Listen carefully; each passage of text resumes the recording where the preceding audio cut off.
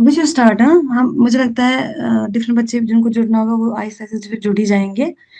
हम लोग स्टार्ट करेंगे मेडिसिन, ठीक है। सी, मेडिसिन में दो ब्रांचेस है, एक आपका क्लिनिकल मेडिसिन है, एक आपका प्रिवेंटिव मेडिसिन है।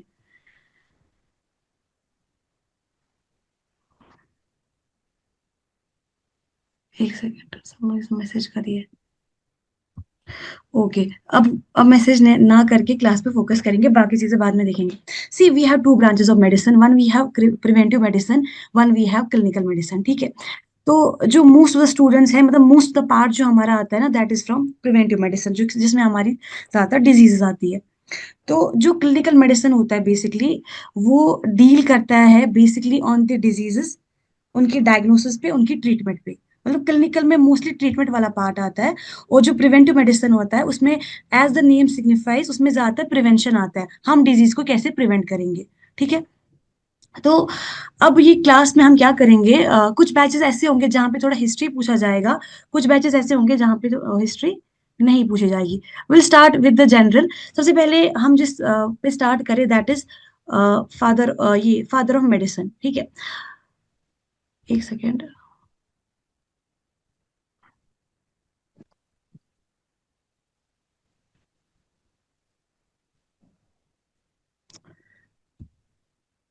ठीक है। तो जो फादर ऑफ मेडिसिन है, it is your Hippocrates, everybody know it. Next क्या है कि अगर आप बैक देन जाओगे, कि अगर हम हमने एंशंट इंडिया में जाएंगे, देखो Ashoka was at the time of your ancient India. तो उस टाइम पे क्या हुआ, जो अशोका था, he did he did a lot of developmental works. उन्होंने बहुत सारे डेवलपमेंटल वर्क्स की थी। उनमें से उन्होंने क्या किया, ही बिल्ड द वेटनरी हॉस्पिटल्स, और जो सबसे पहली वेटनरी हॉस्पिटल्स थे वो बिल्ड किए थे अशोका ने। Next we have Vedas. देखो हमारे पास क्या है, एवरीबडी माइट बी नोइंग कि हमारे पास जो है वो चार वेदास है, ठीक है। ऋग्वेदा, अथर्ववेद, सामवेद और यजुर्वेद, ठीक है। इसमें जो हमारा अथर्ववेद है, इसको बोलते हैं बुक ऑफ मेडिसिन भी, ठीक है। जो भी डिजीजेस है, जो भी एलिमेंट्स है, उनकी ट्रीटमेंट्स है, वो सारा किस बुक में, दैट इज योर अथर्ववेद, ठीक है। We have four Vedas and one is the Atharvaveda, and Atharvaveda deals with elements of animals and treatment. Next होता है हमारा सालीहोत्रा। इंडिया के केस में जो सालीहोत्रा है, he is the first veterinarian of the world, but he is an Indian, ठीक है। तो सालीहोत्रा जो है, he was the first veterinarian of the world, and he was expert in horses. Next is Palakapya. Palakapya जो है, मतलब ये मिथोलॉजिकल है, मतलब ये, मतलब बहुत टाइम एंशंट टाइम्स के एक थे, इन्होंने एक ट्रीटीज लिखी थी। उस ट्रीटीज, मतलब ट्रीटीज का मतलब होता है एक बुक, बुक का नाम लिखा था गज आयुर्वेद। गज जहां भी नाम होता है, दैट इज एलिफेंट्स। तो ये जो बुक थी बेसिकली एलिफेंट्स पे थी, and it dealt with the anatomy, physiology and disease of elephants, ठीक है। नेक्स्ट हमारे पास नकुल एंड सहदेव है। Nakul and Sahadev was at the time of Mahabharata, and he was an horse expert, he was expert in horse breeding and horse training, ठीक है। इसमें सबसे ज्यादा इंपॉर्टेंट क्या है इस स्लाइड में, कि first veterinarian of the world जो था, वो आपका सालीहोत्रा था, this is important. And next जो इंपॉर्टेंट है वो ये है कि फादर ऑफ मेडिसिन कौन है, it is your Hippocrates. Next होता है हमारा फर्स्ट वेटनरी कॉलेज। देखो ये पूछा जाता है डिजीज में, हर एक एग्जाम में, कि जो फर्स्ट वेटनरी स्कूल है वो कहाँ बना था। It was formed in Lyon, France में बना था ये 1762, and it was made by Claude Bourgelat ने बनाया था। देखो यार, क्या हुआ कि सबको पता है कि अभी के डेट में जो रिंडर पेस्ट है वो पूरी तरीके से इरेडिकेट हुई थी। लेकिन अगर हम बैक जाए हिस्ट्री में, तो जो रिंडर पेस्ट था ना, उस टाइम पे रिंडर पेस्ट जो थी वो बहुत दिक्कत कर रही थी। मतलब उस टाइम पे रिंडरपेस्ट बहुत बहुत ज्यादा थी।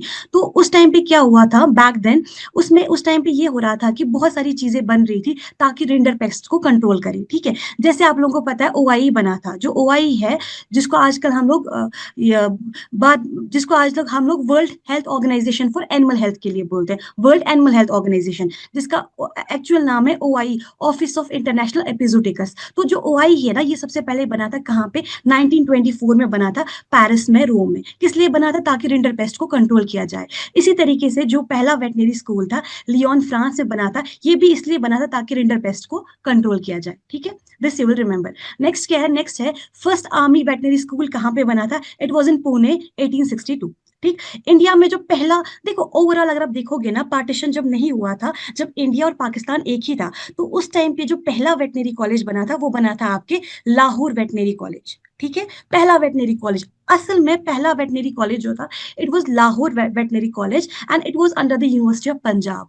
बट क्या हुआ कि क्योंकि वो डिवीजन के बाद पाकिस्तान के पास चला गया, तो इंडिया के केस में जो पहला वेटनरी कॉलेज था that was Bombay veterinary college 1886। ठीक है, और पहली जो हमारी वेटनरी यूनिवर्सिटी थी इट वाज योर तनवास।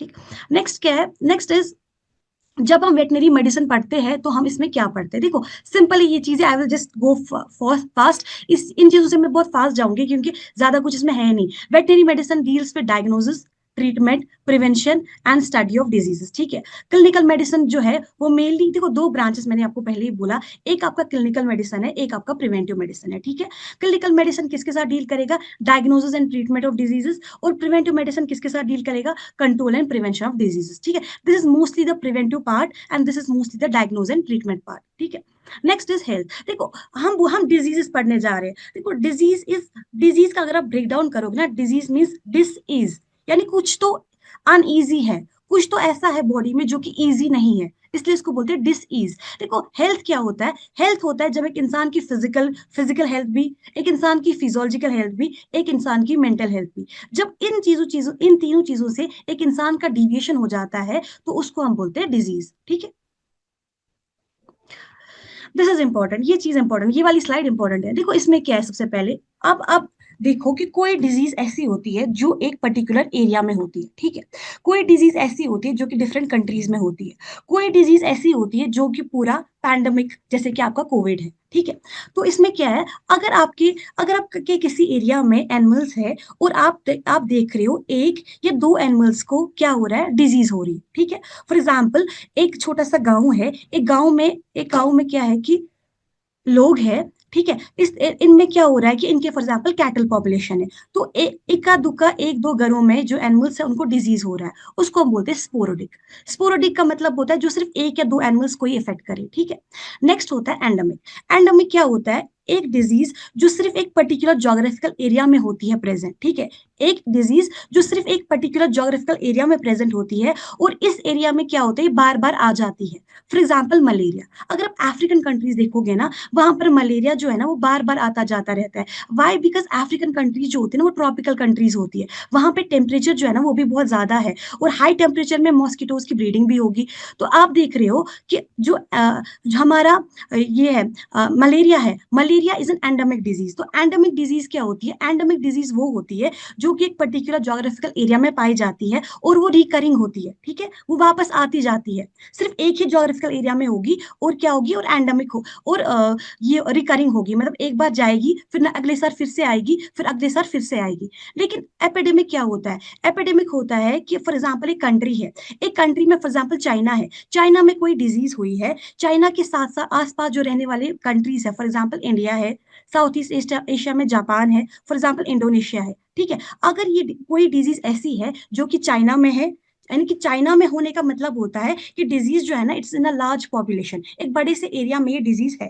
ठीक है, चाइना में है, चाइना से कहाँ स्प्रेड हुई, चाइना से स्प्रेड हुई उसके नेबरिंग कंट्रीज में। चाइना के नेबर कौन से है, चाइना के नेबर आप समझो इंडिया है, एक साइड से आप समझो इंडोनेशिया है, एक साइड से आप समझो चाइना है, ये जापान है। तो ये जो डिजीज होती है इसको हम बोलते हैं एपिडेमिक। यानी कि एपिडेमिक वो डिजीज होती है जो कि एक लार्ज एरिया में होती है, लार्ज पॉपुलेशन में होती है, उसके साथ साथ ये जो डिजीज है ये स्प्रेड करती है टू फ्यू नेबरिंग कंट्रीज। ठीक है, कुछ ही नेबरिंग कंट्रीज में स्प्रेड करती है, उसको हम बोलते हैं एपिडेमिक। लेकिन अगर डिजीज ऐसी है जो कि पूरे वर्ल्ड में स्प्रेड हो जाए उसको हम बोलते हैं पैंडेमिक। ठीक है, फॉर एग्जाम्पल कोविड 19। देखो जब इनिशियली कोविड 19 का आउटब्रेक हुआ था ना, तो इनिशियली क्या था, इनिशियली सिर्फ चाइना में थी, तो चाइना में वो डिजीज सिर्फ चाइना में थी, तो चाइना के पूरे एरिया में थी, हम बोलते हैं उसको एपिडेमिक। लेकिन अल्टीमेटली क्या हुआ, चाइना से वो स्प्रेड हुई इंडिया भी, चाइना से वो हुई स्प्रेड अमेरिका भी, चाइना से वो हुई स्प्रेड यूरोप भी, तो वो डिजीज बन गई आपकी पैंडेमिक। पैंडेमिक मींस जो कि पूरे जोग्राफिकल एरिया को है, मतलब जो पूरे वर्ल्ड को स्प्रेड करे डिजीज, उसको हम बोलते हैं पैंडेमिक डिजीज। ठीक है, pandemic means whole world, epidemic means एक कंट्री में है और स्प्रेड हो रही है कुछ एडजॉइनिंग कंट्रीज को, नेबरिंग कंट्रीज को। एंडेमिक का मतलब होता है वो डिजीज जो कि एक पर्टिकुलर जोग्राफिकल एरिया में होती है, बार बार होती है। फॉर एग्जांपल एफएमडी, अगर आप आज की डेट में देखोगे ना, जो न्यूजीलैंड है, जो यूएसए है, जो ऑस्ट्रेलिया है, वहां पर एफएमडी है ही नहीं, दे डोंट हैव एफएमडी। मगर अगर आप इंडिया में देखोगे ना, इंडिया में एफएमडी इज एंडेमिक। इंडिया में एफएमडी जो है ना वो बार बार हो रहा है, ठीक है, हर बार मतलब बार बार हो रहा है, अभी भी कंट्रोल नहीं हो रहा है। और इंडिया में अब अगर आप देखोगे तो इंडिया में लार्ज नंबर ऑफ केसेस भी हमें एफएमडी के मिलते हैं, ठीक है। स्पोरेडिक क्या होता है? स्पोरेडिक होता है डिजीज आपके एक दो जानवरों में है, दैट इज इट। नेक्स्ट होता है डायग्नोसिस। देखो अगर हमारे पास, ठीक है, पीपीटी नजर आ रही है ना सबको? Yes please. ठीक है ना, चलो ठीक है। पता नहीं क्या हो गया था यार, इसका चार्जर ऑटोमेटिकली बाहर निकल गया था, आई डोंट अंडरस्टैंड वो क्या हुआ था। एनीवेज, तो diagnosis is simply diagnosing a disease, ठीक है।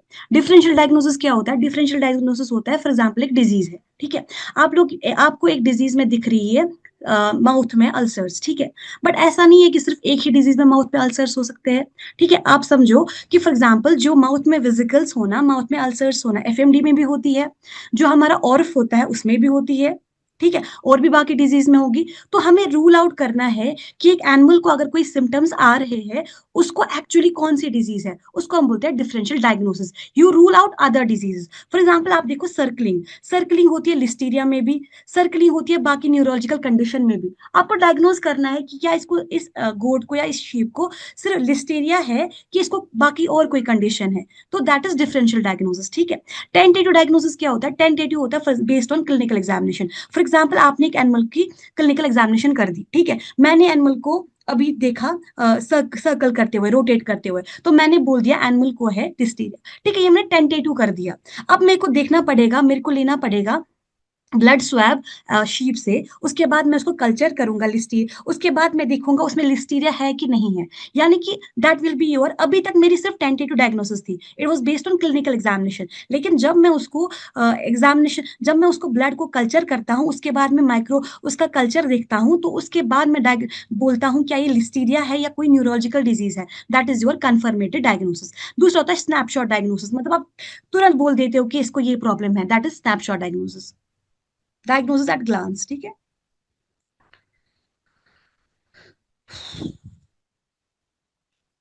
हाँ, ये बड़ा दिक्कत वाला चीज है, हमारे साथ भी फेस हुई है ये। देखो, you have infectious disease, you have non infectious disease, you have contiguous disease, ठीक है। नॉर्मली क्या होता है, सुनने में यही आता है ना कि नॉन इन्फेक्शियस डिजीज वो होती है जो कि बैक्टीरिया, वायरस या फंजाई नहीं करता है, यानी कि नॉन इन्फेक्शियस डिजीज वो डिजीज होती है विच डू नॉट, जो कि माइक्रो ऑर्गेनिजम्स या फिर लिविंग ऑर्गेनिजम्स नहीं करती है। Non infectious disease, non infectious में हो सकता है फॉर एग्जाम्पल किसी को विटामिन डेफिशिएंसी है, तो विटामिन डिफिशियंसी में क्या होता है, रिकेट्स होता है, ऑस्टियोमलेशिया होता है, तो वो होते हैं आपके नॉन इन्फेक्शियस डिजीजेस, ठीक है। या फिर किसी को विटामिन, हाँ, किसी को कोई मिनरल की, ठीक है, मिनरल की डेफिशिएंसी की वजह से, फॉर एग्जांपल कॉपर की डेफिशिएंसी की वजह से हम देखते हैं स्वैबैक कंडीशन, ठीक है, that is your non infectious disease. Non infectious disease वो होती है which occurs because of other things, not because of living organisms, जो कि लिविंग ऑर्गेनिजम्स के बगैर कोई और चीजें करता है, चाहे वो विटामिन डेफिशिएंसी हो, चाहे वो कोई हेरिडिटरी डिजीज हो, चाहे वो न्यूट्रिशनल डिजीज हो, वो आपकी नॉन इन्फेक्शियस डिजीज होती है। दूसरा होता है आपका इन्फेक्शियस डिजीज। इन्फेक्शियस डिजीज वो होती है जो कि हो जाती है because of living organisms, for example viruses की वजह से, बैक्टीरिया की वजह से, प्रोटोजोआ की वजह से, ठीक है।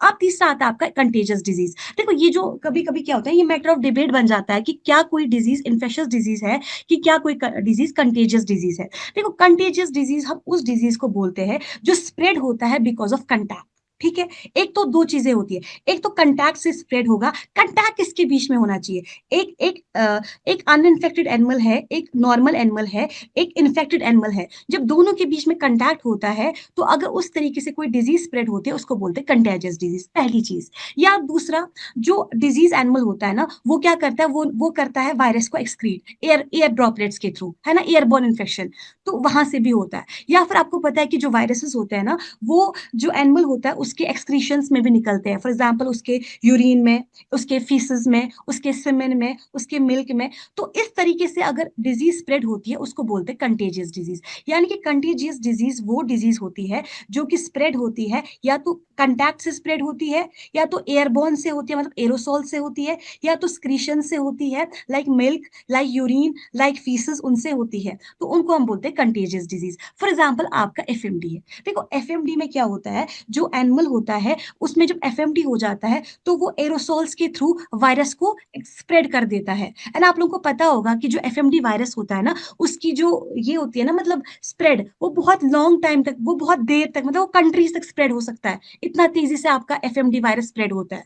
इट इज, जो एयर होता है ना, एयर में जो ह्यूमिडिटी होती है ना, एयर एयर की वजह से आपका जो एफएमडी वायरस है ना वो स्प्रेड होता है ओवर कंट्रीज भी। तो एफएमडी जो है, या तो फॉर एग्जांपल कोई एफएमडी एनिमल, किसी एनिमल को एफएमडी है, उसके मिल्क से भी क्या होगा, उसके मिल्क में भी होगा एफएमडी वायरस, ठीक है। अब अगर अगर आप, काफ जो है वो दूध पी रहा है इस गाय का, तो काफ में भी तो होगा एफएमडी, ठीक है। या आपका बोवाइन टीबी है, बोवाइन टीबी जो है वो भी स्प्रेड होता है bye means of aerosols. Aerosols का मतलब होता है एयरबॉर्न इन्फेक्शन, ठीक है। तो ऐसी सब डिजीज को आप बोलोगे कंटेजियस डिजीज। लेकिन जो इन्फेक्शियस डिजीज है ना, उसमें आएंगे आपकी for example vector borne disease, ठीक है। वेक्टर वेक्टर से भी स्प्रेड होते हैं। या फिर कुछ होते हैं ऑर्थोपोड्स, माइट्स, टिक्स, वो सारी आपकी कौन सी इन्फेक्शियस डिजीजेस, ठीक। They will not spread by these route, they will spread by routes other than these three. अगर ये वाली तीन रूट्स है, चाहे एयरबोर्न है, चाहे स्क्रीशन से, चाहे एक्सक्रीशन से, ये होते हैं आपके कंटेजियस डिजीज। और आप लोग याद रखोगे कि जो कंटेजियस डिजीज होती है ना, वो सारी इन्फेक्शियस डिजीज ही होती है। क्यों होती है? देखो, जो भी कंटेजियस डिजीज होती है ना, वो होती है बिकॉज ऑफ लिविंग ऑर्गेनिज्म, ठीक है। यानी कि सारी कंटेजियस डिजीज जो होंगी वो इन्फेक्शियस डिजीज होंगी, but all infectious disease will not be contagious. क्यों? क्योंकि कुछ इन्फेक्शियस डिजीज ऐसी भी होंगी which will not be spread by means of these three routes. वो स्प्रेड कैसे होंगे? By means of orthopods. तो वो बन गई आपकी इन्फेक्शियस डिजीजेस, ठीक है। नेक्स्ट है कि आपके पास जो डिजीज होती है ना, देखो, किसी डिजीज का ऑनसेट आप बोलते हो पर एक्यूट है, किसी का आप बोलते हो एक्यूट, किसी का आप बोलते हो सब एक्यूट, किसी का आप बोलते हो क्रोनिक। देखो, पर एक्यूट कंडीशन में क्या होता है, पर एक्यूट कंडीशन में क्या होगा कि जो सिम्टम्स है ना, जो साइंस है ना, एक तो वो जल्दी दिखेंगे आपको, वेरी ऑन रैपिड ऑनसेट होगा, ठीक है। सेकेंड क्या होगा, ऐसी डिजीज का जो ये होगा, ड्यूरेशन होगा, that will be very short duration. यानी कि एनिमल जो है ना, वो एनिमल दिखाएगा तुरंत ही अपने क्लिनिकल साइंस, और एनिमल जो है ना वो विद इन 12 to 24 आवर्स, मतलब 12 से 24 घंटे में ही एनिमल की डेथ हो जाएगी। किस कंडीशन में? पर एक्यूट कंडीशन में, ठीक है। फॉर एग्जाम्पल अगर आप देखोगे, जो हमारा एंथ्रेक्स होता है, जो एंथ्रेक्स होता है ना, वो हमारी कैटल में होता है पर एक्यूट। यानी कि हमें पता ही नहीं चलता है कि कैटल मर भी गई है। हमें कब पता चलता है? जब हम कैटल को देखते हैं ना, हम देखते हैं कि कैटल के नाक से खून आ रहा है, ठीक है, जो ब्लड जो है वो अनक्लॉटेड ब्लड है, तो हमें पता चल जाता है कि ये जो कैटल है ना, it has died because of anthrax. वरना हमें पता ही नहीं चलता कि हमारे फ्लॉक में एंथ्रेक्स भी आ चुका है और कैटल की डेथ भी हुई है। तो ऐसी डिजीज होती है पर एक्यूट। यानी कि पर एक्यूट जो होती है ना, इनमें क्या होता है, एक तो सिम्टम्स जल्दी जल्दी आ जाएंगे, क्विक सिम्टम्स आ जाएंगे, साथ में क्या होगा, ड्यूरेशन ऑफ डिजीज जो होगा ना वो बहुत कम होगा। यानी कि 12 से 24 घंटे में ही एनिमल की डेथ हो जाएगी। फॉर एग्जाम्पल आपका एंथ्रेक्स, ठीक है। नेक्स्ट होता है आपका एक्यूट केस। एक्यूट केस में क्या होता है कि जो साइंस है ना, वो आ जाएंगी स्लो, वो भी स्लो आ जाएंगी, लेकिन इससे तो थोड़ा बहुत बाद में ही आ जाएंगी। अगर इसमें बहुत जल्दी साइंस एंड सिम्टम्स आ रहे हैं, इसमें थोड़ा टाइम लग जाएगा, लेकिन इसका भी जो ऑनसेट होगा ना, that will also be short. इसका भी होता है 3 से 4 दिनों तक, मतलब एक वीक तक ही।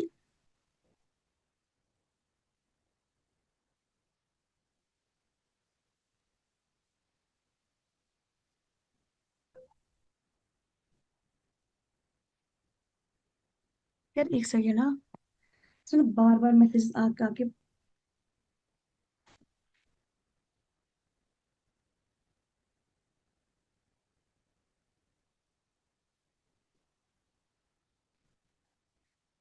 ठीक है।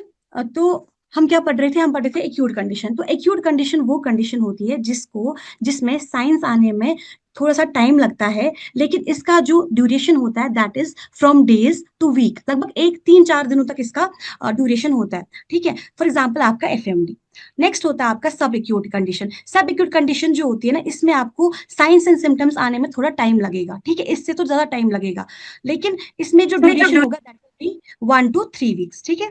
नेक्स्ट होता है आपका क्रोनिक कंडीशन। जो क्रोनिक कंडीशन होती है ना, इसमें क्या होता है, फॉर एग्जाम्पल कैंसर, ठीक है। क्रोनिक कंडीशन में क्या होता है, जो साइंस एंड सिम्टम्स होते हैं ना, वो एक तो बहुत स्लोली स्लोली आ जाते हैं। यानी कि एक इंसान जब स्टेज 1 से स्टेज 3 तक या स्टेज 4 तक पहुंच जाता है ना, उसे पता ही नहीं चलता क्या हो जाता है, जो साइंस है ना, जो साइंस एंड सिम्टम्स है, एक तो वो बहुत स्लोली आ जाते हैं, साथ में क्या होता है, ड्यूरेशन जो डिजीज की है that is very long.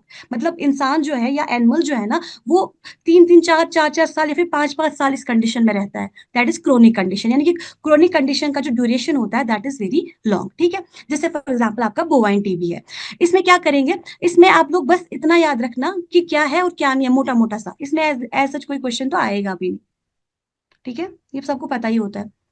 Next is science. देखो साइंस क्या होता है, साइंस मींस आउटवर्ड सिम्टम्स। एक एनिमल को एफएमडी है, ठीक है, एक एनिमल के अंदर एफएमडी वायरस है, ठीक है, उसके ब्लड में एफएमडी है। एक एनिमल क्या साइन दिखाता है एफएमडी में, फॉर एग्जांपल एनिमल दिखाएगा जो उसके मुंह से सलाइवा आ जाता है, ठीक है, सलाइवा हैंग्स। देखो एफएमडी में क्या होता है, जो सलाइवा होता है वो हैंग करता है एनिमल से, एनिमल के माउथ से, in the form of long ropes, आपको लगता है रोप्स जैसी है, ठीक है। आपको पता चल जाता है कि हाँ इस एनिमल को एफएमडी है। या फिर आप क्या करोगे, आप इस एनिमल का माउथ खोलोगे, जब आप इसका माउथ खोलोगे तो आपको मिलेगा इसका जो बक्कल म्यूकोजा होता है, इसके माउथ के अंदर आपको मिलेंगे छोटे छोटे वेजिकल्स, तो आपको पता चलेगा हाँ हाँ इसको एफएमडी है। तो साइंस क्या होती है, एक डिजीज जो होती है ना उसकी मैनिफेस्टेशन क्या होती है, डिजीज को हम बाहर से कैसे देख सकते हैं, उनको उसको हम बोलते हैं साइंस, ठीक है।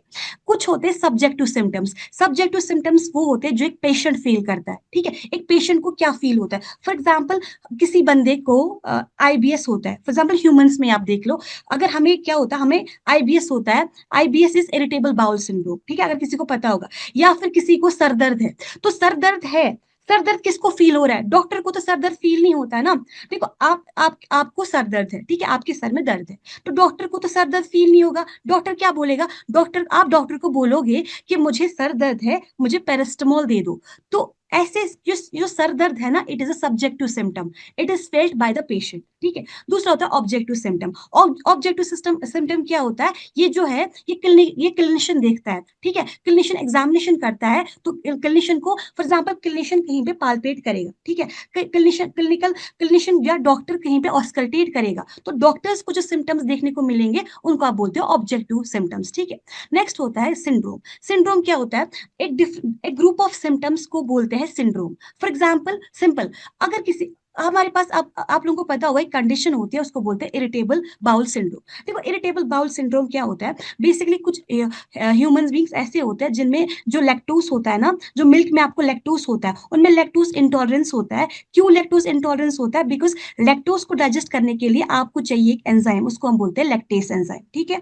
अब कुछ ह्यूमन बींग्स ऐसे होते हैं जिनके पास लैक्टेस एंजाइम नहीं होती है, तो इस वजह से क्या होता है, उनको लैक्टोस को एब्जॉर्ब करने में, लैक्टोस को डाइजेस्ट करने में प्रॉब्लम हो जाती है। As a result they show gastro intestinal symptoms. वो क्या दिखाते हैं, वो दिखाते हैं एब्डोमिनल पेन, कुछ दिखाएंगे डायरिया, कुछ दिखाएंगे कॉन्स्टिपेशन, यानी कि जो सिम्टम्स है वो डिफरेंट है, एक ग्रुप ऑफ सिम्टम्स आप दिखा रहे हो, इसको हम बोलेंगे सिंड्रोम, ठीक है।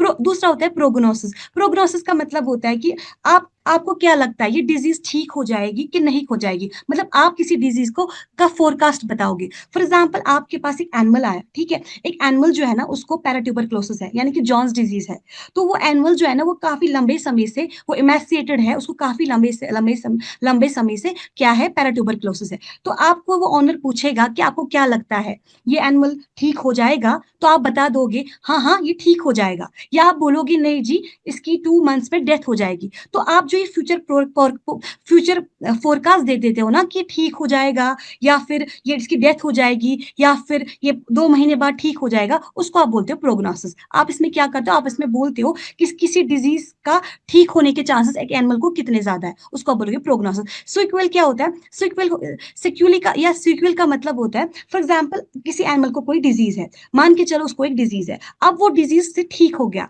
लेकिन ये भी तो पॉसिबिलिटी है ना कि ठीक होने के बाद एनिमल के अंदर फिर भी कोई कंडीशन हो जाए, है ना, कुछ तो रहेगा। अगर आप लोगों को याद होगा जब हम लोगों को कोरोना वायरस हुआ था, तो एक न्यूज चली थी कि जब लोग कोरोना वायरस से ठीक हो जाएंगे ना, उसके बाद क्या हो जाएगा, हार्ट अटैक के चांसेस बढ़ जाएंगे। यानी कि कोरोना वायरस से तो वो ठीक हो गए, बट जस्ट बिकॉज कि लोगों को कोरोना वायरस हुआ था, बोला जाता है कि उस वजह से उनको हार्ट अटैक के चांसेस ज्यादा है, तो it becomes a sequel.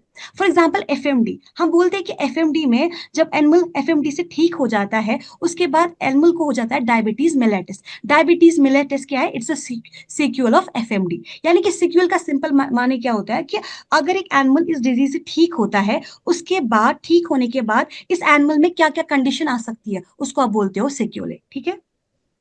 Ma'am. हाँ जी। मैम, ये साइन और सिम्टम्स में क्या डिफरेंस होता है, थोड़ा बताएंगे आप? Science and symptoms. Yes ma'am. यार हम इसको, आप इसको, हम इसको ये यूज करते हैं, मतलब हम इसको ऑल्टरनेटिवली यूज करते हैं कि देखो सिम्टम्स, साइंस और सिम्टम्स में एज सच अगर आप सिंपल मतलब लैंग्वेज में देखेंगे, इसमें आपको कोई डिफरेंस यूज मिलती ही नहीं है, बिकॉज हम इसको साइनोनिमस यूज करते हैं, मतलब एज वेटनेरियन हम इसको साइनोनिमस ही यूज करते हैं। बट हाँ, बुकिश लैंग्वेज में डिफरेंस तो होगी, लेकिन एज वेटनेरियंस हम इसको सिंपल यूज करेंगे। आप साइंस भी वहीं पर बोल देते हो, देखो साइंस, साइंस और सिम्टम्स में क्या ही डिफरेंस हो सकता है, मतलब नॉर्मली तो सेम ही है ना साइंस और सिम्टम्स। देखो अगर किसी एनिमल को कोई डिजीज है, ठीक है, उसने साइंस दिखा दी, उसने क्या साइंस दिखा दी और उसने क्या सिम्टम्स दिखा दे, आप इसको यूनानिमस मतलब आप इसको साइनोनिमस यूज नहीं करते हो क्या? हम्म। मतलब हम तो इसको साइनोनिमस ही यूज करते हैं ना। हम सिम्टम्स और साइंस को यूनानिमस मतलब साइनोनिमस मतलब होता है, आप कहीं पे साइंस भी बोलते हो, आप कहीं पे सिम्टम्स भी बोलते हो, आप इसको एज सच सेपरेटली यूज नहीं करते हो। ठीक है। अगर ओ। आपको बुकिश लैंग्वेज की चाहिए तो I will let you know. ठीक है। ओके। ठीक है। नेक्स्ट होता है आपका septicaemia, bacteraemia, toxaemia and endotoxins and exotoxin. देखो ये जो है ना, ये सारा कुछ ये बेसिक्स है, असल में जो हमें पढ़ना है वो हम थोड़ी देर में पढ़ेंगे। देखो सेप्टिसीमिया, बैक्टीरियमिया, टॉक्सीमिया और एक्सोटॉक्सिन्स। देखो नॉर्मली क्या होता है, अगर एक एनिमल है, एनिमल की बॉडी में ब्लड में उसको बैक्टीरिया प्रेजेंट है, उसको आप बोलते हो बैक्टीरियमिया। ठीक है। बैक्टीरिया का होना इज बैक्टीरियमिया। अब कोई बोलेगा ma'am is bacteraemia severe? Initially it is not severe. याद रखना कि बैक्टीरिया में इनिशियली सीवियर नहीं होता। अब आप बोलोगे क्यों? फॉर एग्जाम्पल आपको यहाँ पर फेस में लगी है, आपको फेस में हो गया कट, तो क्या हो जाएगा? बैक्टीरिया अंदर चला जाएगा।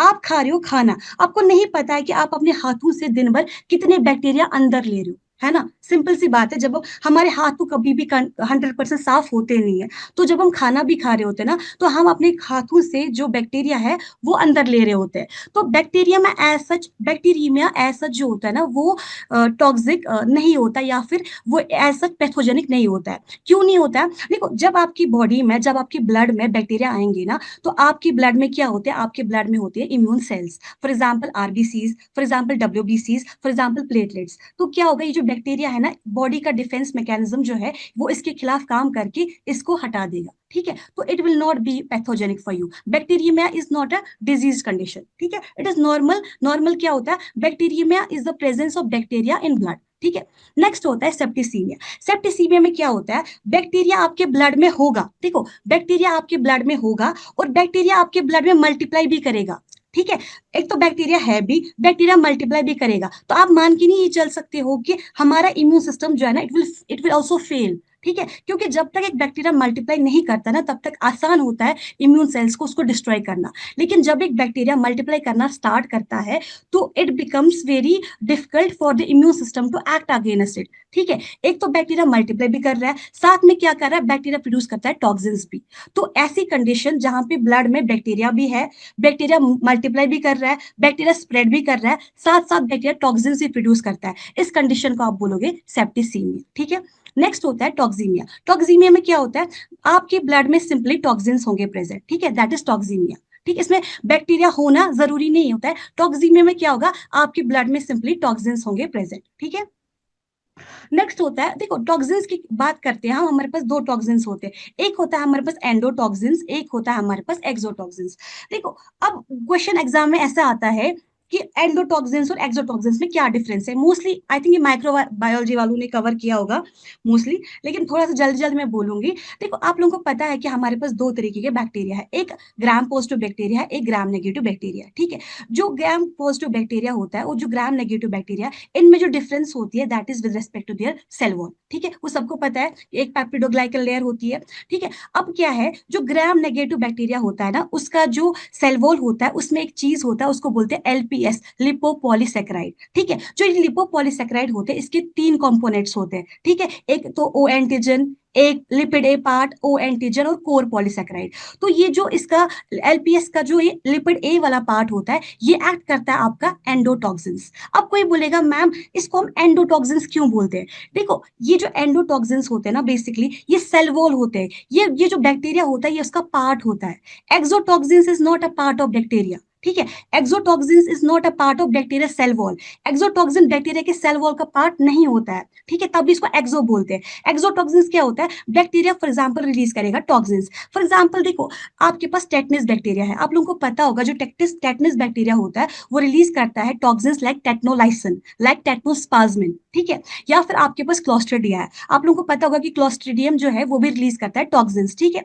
तो बैक्टीरिया का टॉक्सिन्स रिलीज करना इज एक्सोटॉक्सिन्स। बट जब बैक्टीरिया का अपना सेल वॉल होता है, जैसे जो लिपोपॉलीसेकेराइड का पार्ट होता है, जब वो एज एंडोटॉक्सिन्स बनता है तो वो एज टॉक्सिन एक्ट करता है, तो वो उसको हम बोलते हैं एंडोटॉक्सिन्स। तो endotoxin is a part of bacterial cell wall. और दूसरी चीज ये है कि जब एक बैक्टीरिया मरता है ना, उसके बाद ही एंडोटॉक्सिन्स निकलते हैं, उससे पहले नहीं निकलते, ठीक है।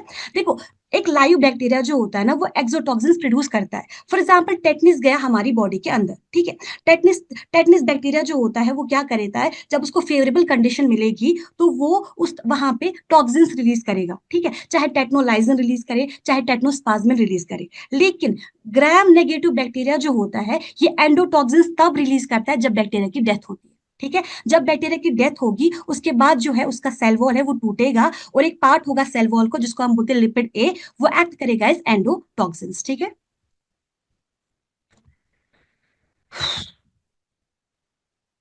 Next is palpation, percussion, auscultation. देखो ये सब पता ही होगा कि पाल्पेशन क्या होता है, कि हम क्या करते हैं फिंगर से कहीं पे पाल्पेट करके हम देखेंगे कि फ्लूइड तो नहीं है, कोई अंदर ट्यूमरस मास तो नहीं है, तो it is done by means of your fingers palpation, ठीक है। परकशन में क्या होता है, परकशन में आप थोड़ा बहुत पाल्पेट भी करते हो, पहले हाथ रखते हो आपने अपना, तो उसके बाद उसको टैप करते हो, दैट इज स्ट्राइकिंग। स्ट्राइकिंग और tapping a part of the body is percussion, ठीक है ना। Next is auscultation. ऑस्कल्टेशन में क्या करते हो आप, स्टेथोस्कोप यूज कर इंटरनल ऑर्गन्स की साउंड्स को सुनते हो, उसको आप बोलते हो ऑस्कल्टेशन, ठीक है। Next is बेलोटमेंट। बेलोटमेंट क्या होगा, जब पाल्पेशन और परकशन को आप मिलके कंबाइनली करोगे किसी जगह पे डायग्नोसिस के लिए, उसको आप बोलोगे ballottement. Next is size of pulse recording. देखो इसमें, हाँ इसमें एक ऑब्जेक्टिव बन सकता है आपका कि किस किस साइड पे आप लोग पल्स रिकॉर्ड करोगे। फॉर एग्जांपल कैटल और बफलो में आप रिकॉर्ड करोगे कहाँ पर, कॉक्सिडियल आर्टरी पे या फिर फेशियल आर्टरी पे, ठीक है। हॉर्सेस में करते हो आप मैक्सिलरी आर्टरी पे। देखो जो हॉर्सेस होता है ना, अगर आप उसकी गर्दन को थोड़ा उठाओगे ना, जो उसका लोअर जो होता है वहां पर आपको नीचे से एक डिप्रेशन महसूस होगा, वहीं पर होती है आपकी फेशियल आर्टरी, ठीक है। शीप एंड गोट में आप करते हो फिमोरल आर्टरी में, डॉग डॉग में भी फिमोरल आर्टरी में, कैट में भी फिमोरल आर्टरी में, पिग्स में भी आप करोगे फिमोरल आर्टरी में, और अगर लार्ज पिग्स होंगे तो उसमें आप करोगे मिड कॉक्सिडियल। मिड कॉक्सिडियल में कहाँ करोगे आप, अगर आप उसकी टेल उठाओगे तो उसका जो वेंट्रल पोर्शन होता है टेल का, बेस ऑफ द टेल के पास जो वेंट्रल पोर्शन होता है, मतलब नीचे से, मतलब आपने टेल उठा दी, आपने नीचे से थोड़ा बहुत फील करा तो वहां पे आपको फील होगा एक डिप्रेशन जैसा, तो दैट इज योर कॉक्सिडियल आर्टरी, ठीक है। तो ऐसे आप इसको याद कर लोगे। Next is temperature. यहाँ पे भी एक क्वेश्चन बनता है कि जो नॉर्मल टेम्परेचर होता है वो किसका कितना होता है। हॉर्स में आप लोग देखो डिग्री सेल्सियस मत मत याद रखना, ज्यादातर ये लोग डिग्री फ़ारेनहाइट में ही पूछते हैं, ठीक है। हॉर्सेस का 100.5, कैटल का 101.5, पिग का 102, शीप का 102 एंड गोट का 103 डिग्री फ़ारेनहाइट। ये आप याद करोगे just for the purpose of objectives, बाकी कुछ भी नहीं है इसमें। देखो नेक्स्ट क्या है इसमें, ये जो स्लाइड है इसमें आपको दिया गया है ट्रीटमेंट। फॉर एग्जाम्पल देखो कहीं पर क्या होता है, हम बोलते हैं कि किसी एनिमल को विटामिन डी की डेफिशिएंसी, ठीक है। उस केस में क्या कर रहे हो, आप बोलते हो धूप में रहो। आप क्यों बोलते हो धूप में रहो, आपको पता है कि धूप पे रहने से, सनलाइट में रहने से क्या होता है कि विटामिन डी बढ़ता है, ठीक। रीजन क्या है कि सनलाइट की वजह से आपका जो स्किन होता है उसमें 7 डिहाइड्रो कोलेस्ट्रॉल होता है, जब उसमें सनलाइट पड़ती है तो वो कन्वर्ट हो जाता है इंटू 125 डाइहाइड्रोक्सी कॉलिक कैल्सिफेरॉल, जो कि आपका एक्टिव विटामिन D3 है, ठीक है। तो सनलाइट की वजह से आप ट्रीटमेंट कर दिए। देखो अगर कोई एनिमल है फॉर एग्जाम्पल, उसको विटामिन डी डेफिशिएंसी है, आपने क्या ट्रीटमेंट कर दिया, आपने उसको बोला सनलाइट में रह लो तो ठीक हो जाओगे आप, तो that is Helio treatment. Helio जो होता है ना, हीलियो आप सन को बोलते हो, तो helio treatment is because of sun, जो कि दी जाती है in case of vitamin D deficiency, ठीक है। नेक्स्ट होता है प्लेसिबो। प्लेसिबो का मतलब होता है कि आप क्या कर रहे हो कि आपको पता है किसी ट्रीटमेंट की वजह से किसी ट्रीटमेंट का किसी डिजीज के साथ कोई रिलेशनशिप नहीं है, बट आप एक एनिमल को फिर भी ये ट्रीटमेंट दे रहे हो, क्यों? उसकी मेंटल सेटिस्फेक्शन के लिए, ठीक है। फॉर एग्जाम्पल क्या होता है ना, कभी कभी ऐसा होता है कि जैसे किसी को फॉर एग्जाम्पल डिप्रेशन होता है, तो डॉक्टर्स को पता होता है कि उस इसके लिए क्या बेटर ट्रीटमेंट है, इसके लिए बेटर ट्रीटमेंट है कि इसको एक बेटर एनवायरनमेंट मिल जाए and he will be okay. But doctors को फिर भी दे देता है कि एक्सरसाइज करो, क्योंकि क्या होता है ना, कभी कभी आप ट्रीटमेंट इसलिए देते हो एक इंसान की मेंटल सेटिस्फेक्शन के लिए। एक इंसान को, एक एनिमल को ये फील होता है कि I am okay, I will be okay, ठीक है। तो ये जो फीलिंग होती है ना, आई विल बी ओके, इसकी वजह से एक एनिमल में इंप्रूवमेंट होती है, उसको आप बोलते हो प्लेसिबो, ठीक है। It is done just for mental satisfaction and nothing, nothing at all. Empirical treatment होती है which is based on experience पे बेस्ड पे होती है। Rational is because of on scientific base of treatment. Palliative होता है जैसे कैंसर में आप देते हो, आप क्या देते हो, आपको पता होती है कि डिजीज को ठीक करने के लिए कोई ट्रीटमेंट है नहीं, but still what you do, आप उसको बोलते हो कि एनिमल सॉरी ह्यूमन बींग को भी ऐसे दिया जाता है कि इसको एक अच्छे से मतलब एक फॉर एग्जाम्पल कोई डोनर काउ है, डोनर काउ सिंड्रोम अगर है, तो उस केस में यू नो कि अब ये कुछ टाइम के बाद ये जो ये है काउ है, इसकी डेथ हो जाएगी, लेकिन फिर भी आप उसको मेक श्योर करते हैं कि इसको अच्छी बेडिंग मिल जाए, अच्छी फीड मिल जाए। तो पहले to treatment is just given कि एक उन केसेस में just to provide a relief to the animal, and इसका कोई भी मतलब क्योरिंग के साथ इसका कोई रिलेशनशिप नहीं होता है, ठीक है। प्रोफाइलैक्टिक ट्रीटमेंट मीन्स जो हम देते हैं एनिमल को ठीक करने के लिए, ताकि एनिमल जो है वो उससे डिजीज जो है ना वो स्प्रेड ना हो जाए, तो prophylactic is given for treatment, ठीक है, ठीक होने के लिए प्रोफाइलैक्टिक ट्रीटमेंट आप देते हो, जो हम नॉर्मली देते भी है एनिमल्स को। नेक्स्ट आता है इसमें इंक्यूबेशन पीरियड। देखो इंक्यूबेशन पीरियड क्या होता है, फॉर एग्जाम्पल एक एक एनिमल है, ठीक है। एक एनिमल ने आज एक एनिमल को हो गया, एक एनिमल के अंदर आज गया फॉर एग्जाम्पल बैक्टीरिया, ठीक है। उसके अंदर आज गया था बैक्टीरिया, उसने इनहेल किया था आज बैक्टीरिया, या उसने इनहेल किया था आज वायरस। बट क्या हुआ कि 2-3 दिनों के बाद या फिर 4 दिनों के बाद उस एनिमल में कोई भी सिम्टम्स नहीं आए, ठीक है। फॉर एग्जाम्पल आज इनहेल हुआ था बैक्टीरिया, 4 दिन बाद आए सिम्टम्स, तो इसका जो ये जो टाइम पीरियड होता है between the entry of infectious agent and the appearance of signs, उसको बोलते हैं इंक्यूबेशन पीरियड, ठीक है। That is called as incubation period, कि सिम्टम्स कब तक आएंगे, और बैक्टीरिया जो है वो इन्फेक्शियस एजेंट जो है ना वो उसने आज एब्जॉर्ब करा था, आज इनहेल करा था, और 4 दिन बाद उसके सिम्टम्स आए, जो टाइम पीरियड होता है दोनों के बीच में, इसको आप बोलते हैं इंक्यूबेशन पीरियड, ठीक है। नेक्स्ट होता है प्रोड्रोमल पीरियड। प्रोड्रोमल पीरियड का मतलब होता है पहली बार कब आपकी साइंस आई, ठीक है, that is prodromal period. Period of manifestation means कि आपकी जो जो भी आपका जो मतलब आपके अंदर जो भी डिजीज है उसके जो सारे सिम्टम्स आते हैं उसको बोलते हैं मैनिफेस्टेशन। मैनिफेस्टेशन का मतलब होता है किसी भी डिजीज के बाहर से साइंस आने को बोलते हैं मैनिफेस्टेशन, ठीक है। कोविलेंस का मतलब होता है पीरियड ऑफ रिकवरी, ठीक है, ठीक होने को बोलते हैं जब एक एनिमल दवाई ट्रीटमेंट ले रहा होता है, तो इसका एक रिकवरी पीरियड चल रहा होता है जिसके बीच में ठीक हो जाता है, मतलब कोविलिसेंस इज सिंपली रिकवरी, ठीक है। रिलैप्स क्या होता है, रिलैप्स होता है वापस आ जाना। फॉर एग्जाम्पल आपने ट्रीट कर दिया, आपने मेडिसिन दे दी, आपका एनिमल ठीक हो गया, बट कुछ टाइम बाद आप देख रहे हो कि एनिमल को फिर से डिजीज है, तो आप इसको बोलोगे रिलैप्स। रिलैप्स मीन्स रीअकरेंस, ठीक है। सिक्वल ऑलरेडी पड़ा हुआ था अभी, ठीक है। ये सब कुछ बेकार सी चीजें खत्म होगी। नेक्स्ट इज द जो हमारी असली चीज है वो हमारी स्टार्ट होगी डिजीजेस वाली पोर्शन। देखो हम स्टार्ट करेंगे एफएमडी से। इसमें सबसे पहले आप लोगों को ये चीज पता होगा, देखो we will start with viral disease first, उसके बाद हम जाएंगे बैक्टीरियल डिजीज पे, उसके बाद अकॉर्डिंगली हम देख लेंगे, ठीक है। तो डिजीज क्योंकि बहुत ज्यादा है, करनी सारी है, तो थोड़ा फास्ट फॉरवर्ड में ही जाना पड़ेगा। First is FMD. देखो एफएमडी जो है इट्स अ वायरल डिजीज, सबको पता है ये चीज। एफएमडी किसकी वजह से होता है, इट इज बिकॉज ऑफ एप्थोवायरस, ठीक है। ये जो वायरस होता है एफएमडी वायरस, वायरस तो एफएमडी वायरस है, बट इसका जो जीनस है दैट इज एप्थोवायरस, और जो फैमिली होती है आपकी वो होती है पिकोरना वायरिडी। और ये क्या है, ये एक सिंगल स्टैंडर्ड आरएनए वायरस होता है, ठीक है। ये जो आपकी पिकोरना वायरिडी है इसमें बिलोंग करते हैं दो, ये जो राइनो वायरस होता है, जो कि राइनो वायरस मीन जिससे common cold, rhino virus is a positive agent for common cold. तो ये जो कॉमन कोल्ड का राइनो वायरस आता है और पोलियो वायरस आता है, ये दोनों किस में आते हैं, दोनों आते हैं इन द फैमिली ऑफ पिकोरना वायरिडी, ठीक है। फर्स्ट नेक्स्ट क्या है, नेक्स्ट ये चीज है कि जो एफएमडी वायरस होता है ना, इसके सीरोटाइप 7 होते हैं, ठीक है। एक होता है type O, A C, Asia 1, set 1, SAT 2, SAT 3। ये सैट 1, सैट 2, सैट 3 है ना, ये होते हैं साउथ अफ्रीकन कंट्रीज में। यानी कि जो एशियन कंट्रीज है ना, एशियन कंट्रीज में you will only see type O, type A, type C and Asia 1। ये चार आप सिर्फ एशियन कंट्रीज में देखोगे। और अफ्रीकन कंट्रीज में you will see O, A, C and SAT 1, SAT 2, SAT 3। ठीक है। लेकिन अब क्वेश्चन आता है एग्जाम में कि इंडिया में कौन कौन से सीरोटाइप्स जो है ना वो प्रेजेंट है। याद रखेंगे आप लोग कि जो टाइप सी है ना वो इंडिया में नहीं देखा गया है सिंस 1995। 1995 से टाइप सी इंडिया में नहीं देखा गया है। इंडिया में सिर्फ आपको मिलते हैं मोस्ट कॉमनली तीन, and this is very very important. India में आपको ए ओ मिलता है, इंडिया में आपको ए मिलता है, इंडिया में आपको मिलता है एशिया 1। ठीक है। पहली चीज ये, यानी कि आप जो इंडिया में वैक्सीनेशन देते हो, देखो आप लोगों को पता है कि हमारे यहाँ एक national animal disease control programme है। ठीक है। जिसका मेन काम क्या है, दो डिजीजेस को इरेडिकेट करना। पहले कंट्रोल करना एंड अल्टीमेटली इरेडिकेट करना। एक आपका एफएमडी है, एक आपका ब्रूसेला है। ठीक है। तो उस केस में कैसे वो क्या कर रहे हैं हम बेसिकली, हम इस जो national animal disease control programme है ना बेसिकली, इसमें हम फोकस कर रहे हैं वैक्सीनेशन पे। ठीक है। जो एफएमडी का वैक्सीनेशन हम दे रहे हैं ना इस टाइम पे, उसमें यही तीन स्ट्रेन है, ओ, ए एंड एशिया 1। यानी कि जो एफएमडी का वैक्सीन इंडिया में अभी चल रहा है ना, दैट इज ट्राईवैलेंट वैक्सीन। ठीक है। ट्राईवैलेंट क्यों, क्योंकि तीन ही सीरोटाइप्स है, ओ, ए एंड एशिया 1। ठीक है, ये याद रखेंगे आप।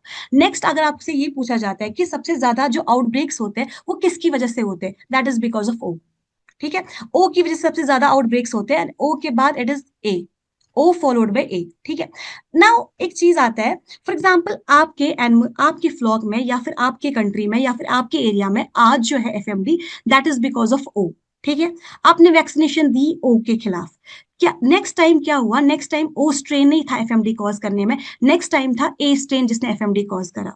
तो आप लोगों को याद रखना होगा, there is no cross immunity between the serotypes. यानी कि अगर आप वैक्सीनेशन कर रहे हो ना ओ के खिलाफ, वो आपको एक ए से प्रोटेक्ट नहीं करेगा।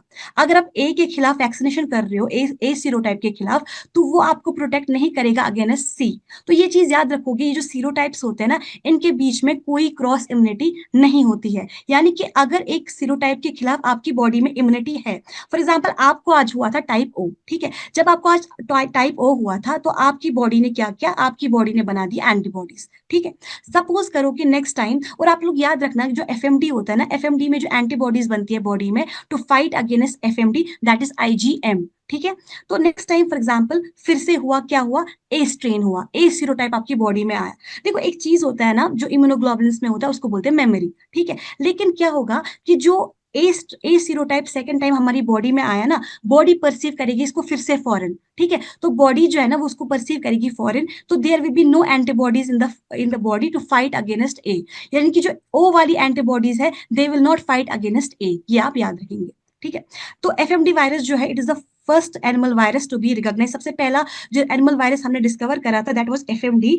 और एफएमडी जो है ये सबसे स्मॉलेस्ट वायरस है, एनिमल वायरस है, discovered by Loeffler and Frosch. ठीक है। अगर एग्जाम में आता है सबसे लार्जेस्ट एफएमडी, सबसे लार्जेस्ट वायरस कौन सा है, तो वो होता है आपका पॉक्स वायरस। ठीक है। तो सबसे स्मॉलेस्ट वायरस जो है वो एफएमडी है, और सबसे लार्जेस्ट जो है वो आपका पॉक्स वायरस है। ठीक है। नेक्स्ट है होस्ट। देखो आप लोगों को ये याद रखना होगा कि एफएमडी जो है ना वो अफेक्ट करता है किनको, क्लोन फूडेड एनिमल्स को। ठीक है। अब उसमें क्या होता है, कैटल, पिग, बफेलो, शीप, गोट, केमल, इनमें होता है आपका एफएमडी। ठीक है। लेकिन जो हॉर्सेस होते हैं ना आपके, हॉर्सेस हो, डंकी हो, म्यूल हो, केमल हो, these are resistant to FMD, and this is asked in your objective कि कौन सा स्पीशीज ऐसा है जो कि रेजिस्टेंट है एफएमडी को। ठीक है। और नेक्स्ट चीज आप याद रखोगे कि एफएमडी जो होता है ना वो सबसे ज्यादा दो स्पीशीज में होता है, एक कैटल में होता है और एक पिग में होता है। अब कोई बोलेगा मैम शीप एंड गोट में नहीं होता क्या एफएमडी। देखो ये याद रखना कि शीप और गोट जो होता है ना, क्योंकि ये लोग ना कैटल, शीप और गोट, इनका एनवायरमेंट मोस्टली सेम ही होता है ना, एक ही साथ इनको पालते हैं। तो क्या होता है, इन दोनों में एफएमडी होता है नो डाउट, बट इन दोनों में जो एफएमडी होता है दैट इज माइल्ड, ज्यादा सीवियर नहीं होता है। दिक्कत एक ही होती है शीप एंड गोट के केस में, वो ये है कि अगर शीप एंड गोट को एफएमडी हो गया ना, तो sheep and goat can spread this FMD to cattle, that is the only issue we have. कि हाँ they can spread this to cattle. हमें यही खतरा होता है। देखो शीप एंड गोट का ऐसा नहीं होगा कि उनमें प्रोडक्शन का लॉस होगा, उनमें कुछ और होगा, बट शीप एंड गोट में इन्फेक्शन माइल्ड ही होगा, बट खतरा क्या होगा, शीप एंड गोट में स्प्रेड इट टू आपका कैटल। ठीक है, that is the problem. Next होता है आपके पास, ये पूछा जाता है आपका कि जो एफएमडी होता है उसमें पिग जो है वो एक्ट करता है amplifier host, sheep and goat act करता है मेंटेनेंस होस्ट, और कैटल एक्ट करता है इंडिकेटर होस्ट। देखो अगर किसी जगह पे एफएमडी होता है, आप लोगों को एम्पलीफायर होस्ट का क्या मतलब होता है। फॉर एग्जाम्पल अगर एक पिग है, पिग ने फॉर एग्जाम्पल ले लिया अंदर 1000 एफएमडी वायरस, तो पिग के अंदर जो ये 1000 एफएमडी वायरस है ना वो रैपिडली मल्टीप्लाई मल्टीप्लाई करेंगे। ठीक है, तो पिग जो है ना वो जब एक्सक्रीट करेगा तो वो एक्सक्रीट करेगा बहुत ज्यादा एफएमडी वायरसेस को।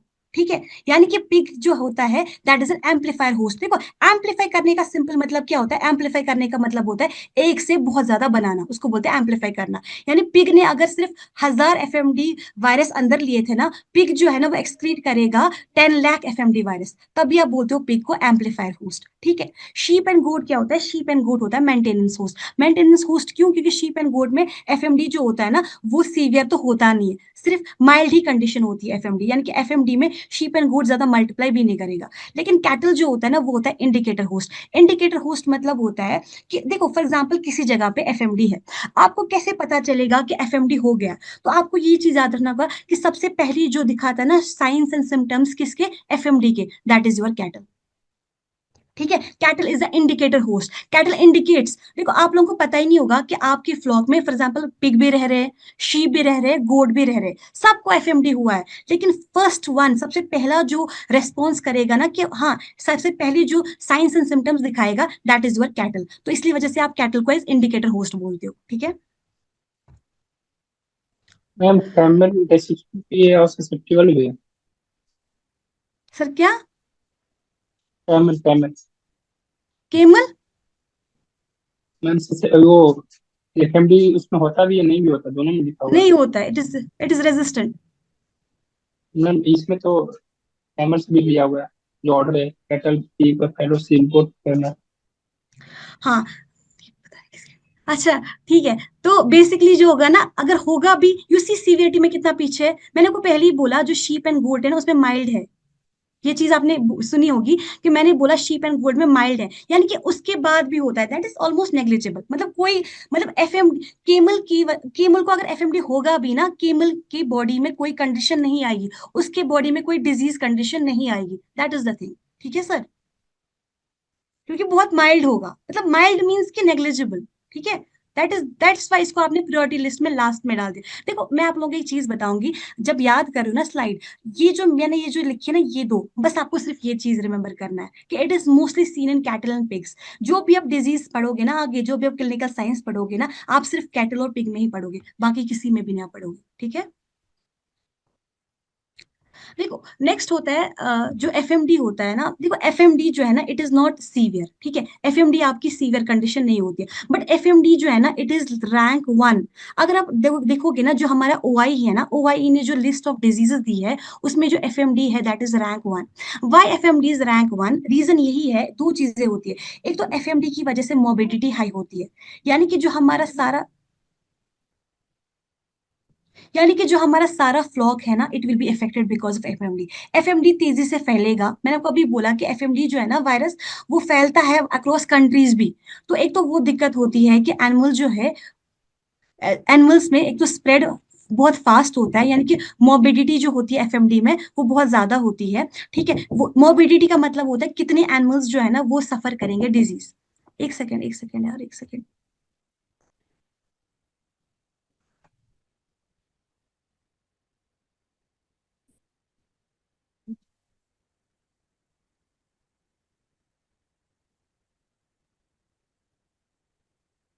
सॉरी सॉरी यार, कोई आया था। ठीक है, तो मोर्बिडिटी का मतलब होता है number of animals infected, that is morbidity. तो एफएमडी में 100% मोर्बिडिटी होती है, लेकिन जो मोर्टेलिटी होती है एफएमडी में it is only less than 2%। देखो एफएमडी जो होता है ना वो रियरली फेटल नहीं होता है, बट आप लोगों को पता होगा कि जो यंग वंस होते हैं उनमें होता है, वहां पे कंडीशन होती है उसको बोलते हैं acute myocarditis, that is the tigroid heart appearance. यानी कि जो एफएमडी में जो यंग वंस होते हैं ना, अगर आप उनके वेंट्रिकल्स देखोगे हार्ट के, उसमें क्या होगा, उसमें आपको मिलेगा स्ट्रीक्स, लाइन जैसी बनी होगी मायोकार्डियम में, that is the tiger heart appearance. मतलब क्या होगा कि जो वेंट्रिकल्स होंगे, ventricles will appear streaked with patches of yellow tissue होगा, and that will have interspersed with normal myocardia. यानी कि एक साइड से येलो टिश्यू होगा, यानी कि वो मायोकार्डियाइटिस हुआ है, उसके बाद नॉर्मल होगा, उसके बाद फिर से मायोकार्डाइटिस होगा। तो जो टाइगर होता है ना, उसमें जो स्ट्रीक्स होते हैं ना, आपको वही अपीयरेंस मिलती है। ठीक है, तो अब बस आप इसमें इतना याद रखोगे, जो एफएमडी होता है दैट इज रेयरली फेटल,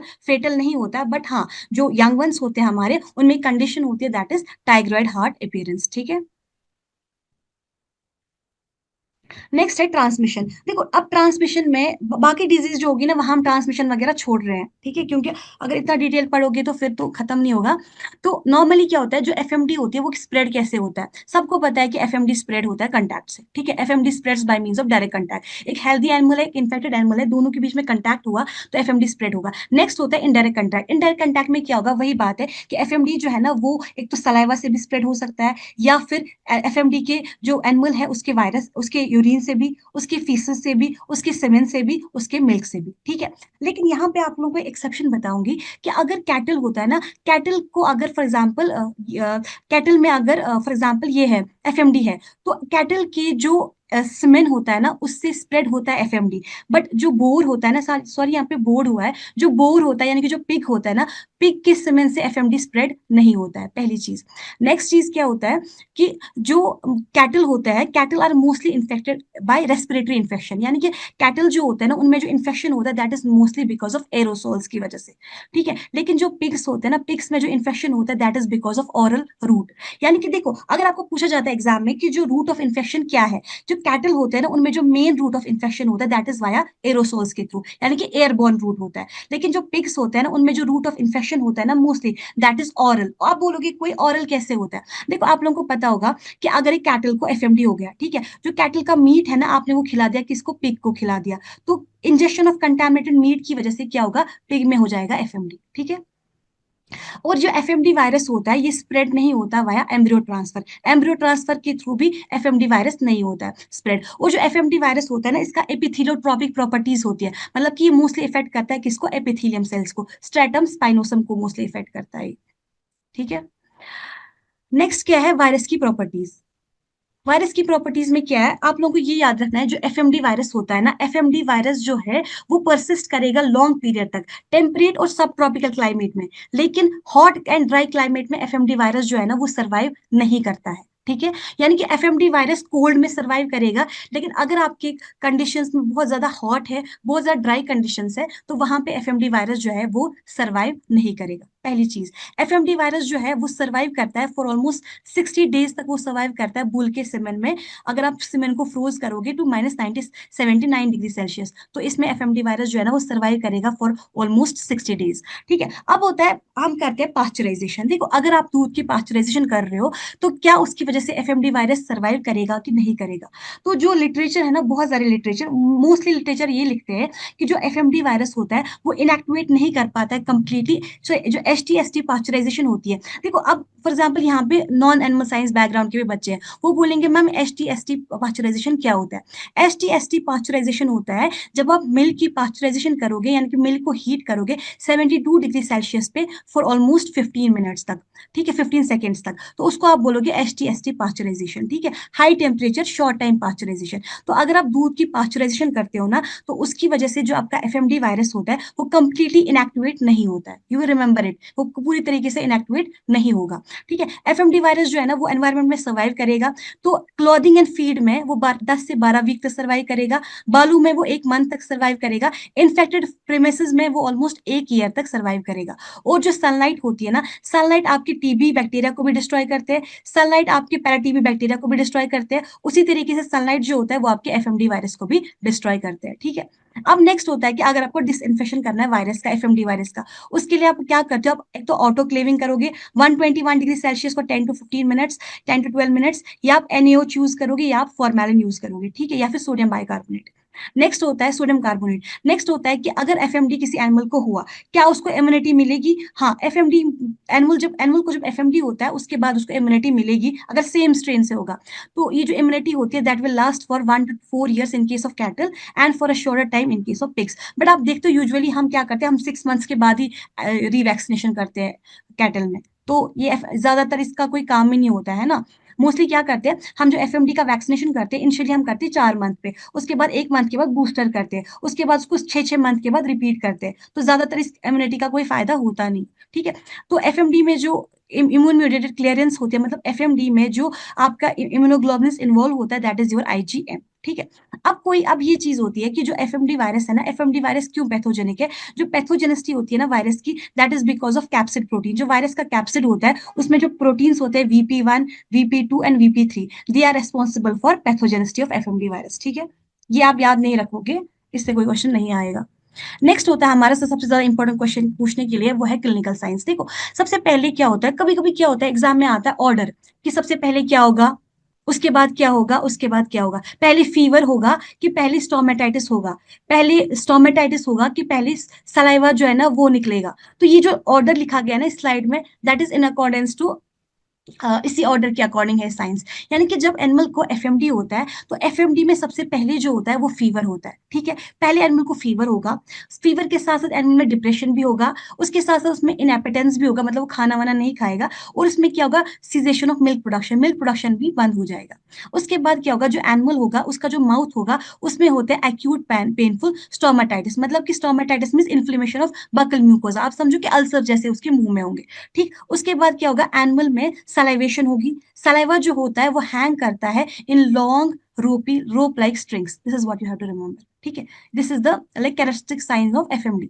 उसके बाद क्या होता है, उसके बाद होता है smacking of lips. Smacking of lips क्या होता है, मतलब जो एनिमल होता है ना वो अपने जो लिप्स होते हैं ना उनको बंद करता है खोलता है, बंद करता है खोलता है। ठीक है, यानी उससे जो ओनर होता है ना उसको भी ये पता चल जाता है कि शायद इसके मुंह में कुछ दिक्कत है, तभी ये अपने लिप्स को बार बार खोलता है, बार बार बंद करता है। ठीक है, उसके बाद क्या होगा, जो अभी तक छोटे छोटे अल्सर्स थे ना वो अब बन जाएंगे वेसिकल्स। वेसिकल्स में क्या होगा, वेसिकल्स बेसिकली होती है फ्लूइड फिल्ड, यानी कि एक थिन वॉल स्ट्रक्चर होगा जिसके अंदर होगा फ्लूइड, और ये जो फ्लूइड होता है दिस इज स्ट्रॉ कलर्ड। तो अब आपको एनिमल के मुंह में वेसिकल्स देखने को मिलेंगे उसके बक्कल म्यूकोजा में।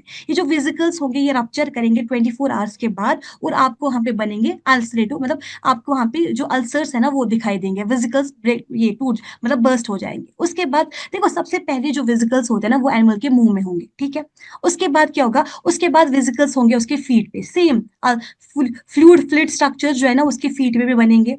उसके जो अब ये जो उसके फीट पे अल्सर्स बने, जो इसके फीट पे वेसिकल्स बने, जब ये रप्चर हो जाते हैं तो उसके बाद एनिमल जो है ना it feels difficulty in moving, तो एनिमल बिकम्स लेम। ठीक है, उसके बाद यही वेसिकल्स बनेंगे एनिमल के टीथ्स पे भी। ठीक है, अगर एनिमल के टीथ ऑरिफाइस जो है ना वो इन्वॉल्व है जहां से मिल्क लेते हैं तो obviously there will be mastitis. ठीक, नेक्स्ट होता है क्या एफएमडी में अबॉर्शन होता है? यस, एफएमडी में एनिमल्स में अबॉर्शन भी हो सकता है। ठीक है, या तो अबॉर्शन हो जाएगा, या तो एनिमल जो है ना वो अपनी टर्म को, गेस्टेशन पीरियड को कंप्लीट करेगा। तो उसके बाद क्या होगा, जब गेस्टेशन पीरियड कंप्लीट हो जाएगा उसके बाद जो मतलब काफ काफ बॉर्न हो जाएगा that will have still birth, यानी कि वो मरा हुआ काफ पैदा हो जाएगा, या तो पूरा टेन्योर मैम खत्म करेगा। जी जी। एबॉर्शन कौन से ट्राइमेस्टर में होगा general? Abortion can happen in any trimester, इसमें कोई स्पेसिफिक ट्राइमेस्टर नहीं दिया गया है, this is data from blood, तो इसमें कोई स्पेसिफिक डेटा नहीं दिया गया है। It can happen at any time. It is not like कि आप जैसे पढ़ते हो जो बाकी डिजीज है उसमें आप पढ़ते हो फर्स्ट ट्राइमेस्टर में, या फिर ब्रूसेला में पढ़ते हो लास्ट ट्राइमेस्टर में। ठीक है, तो या ट्राइकोमोनास में फर्स्ट ट्राइमेस्टर में, यहाँ पे ऐसा कोई ट्राइमेस्टर का डेटा नहीं है। ठीक है, it can happen in any trimester as per the blood. ठीक है, ठीक है, इज इट ओके?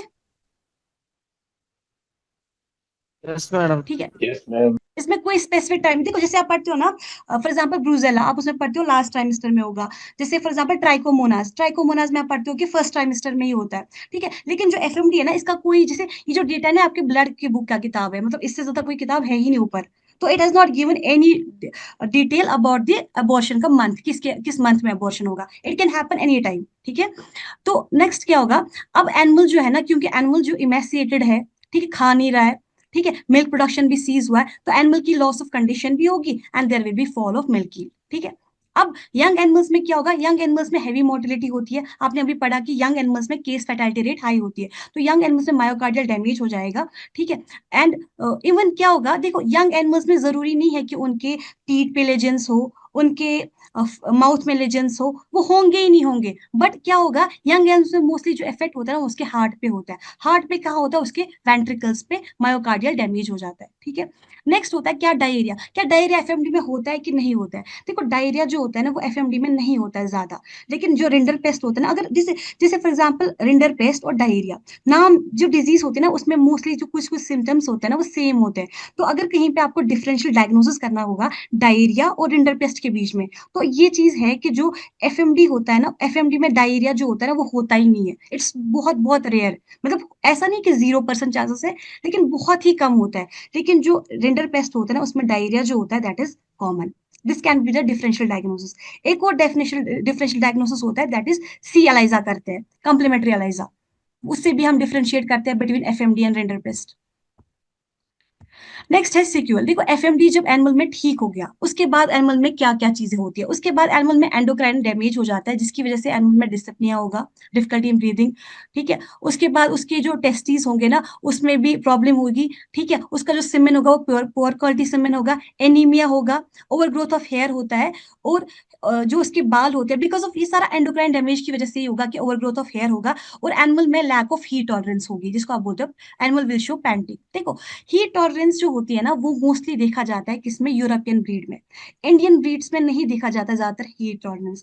रीजन यही है कि जो यूरोपियन ब्रीड्स होते हैं ना they live in temperate climate, European breeds रहते हैं टेम्परेट क्लाइमेट में, और टेम्परेट क्लाइमेट में वो ऑलरेडी एडजस्ट होते हैं, तो जब आप इनको इंडियन कंडीशंस में लाओगे ना तो यहाँ पर जब उनको एफएमडी हो जाता है, क्योंकि यूरोप वगैरह में मैंने आपको पहले ही बोला कि न्यूजीलैंड, यूरोप, ऑस्ट्रेलिया, यूएसए, वहां पे एफएमडी अब ज्यादा नहीं होता है, ठीक है।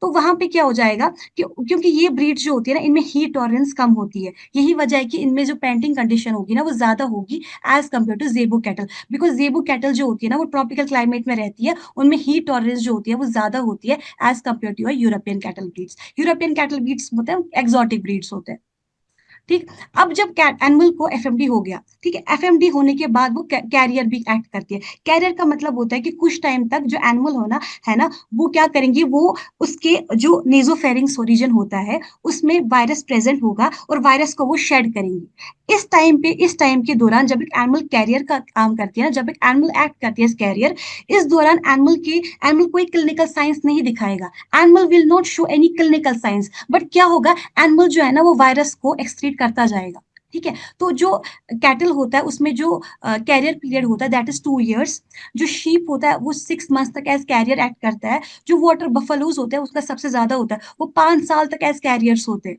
ठीक है। अब क्वेश्चन है मैम, इस जब एक एनिमल कैरियर होता है तो ये जो वायरस होता है ना ये कहाँ पे होता है, ये होता है उसके नेजोफेरिंग्स में। इवन जो कैटल होता है ना, कैटल का जो मेमोरी टिश्यू होता है ना वहां पे भी वायरस रहता है, परसिस्ट करता है फॉर ऑलमोस्ट 2 month, ठीक है। 2 month तक कैटल के जो मेमोरी टिश्यू है ना वहां पे भी वायरस होता है और उस वो वहां से भी वायरस को एक्सक्रीट करता है, ठीक है। बट वो थोड़ा ज्यादा डिटेल होगा, उतना डिटेल पढ़ना नहीं है हमें, but what you have to remember is that कि जो कैटल होता है वो एक्ट करता है एज कैरियर फॉर 2 years तक, और इस दौरान जो कैटल का नीजोफेरिंग्स रीजन होता है वहां पे वायरस को हार्बर करता है और वहीं से वायरस को एक्सक्रीट करता जाएगा। यानी एनिमल को ऐसा कोई क्लिनिकल साइंस नहीं होगा, बट हाँ हमारा जो एनवायरमेंट है, हमारा जो हर्ड है उसके लिए खतरा है, क्योंकि बाकी एनिमल्स को एफएमडी हो सकता है।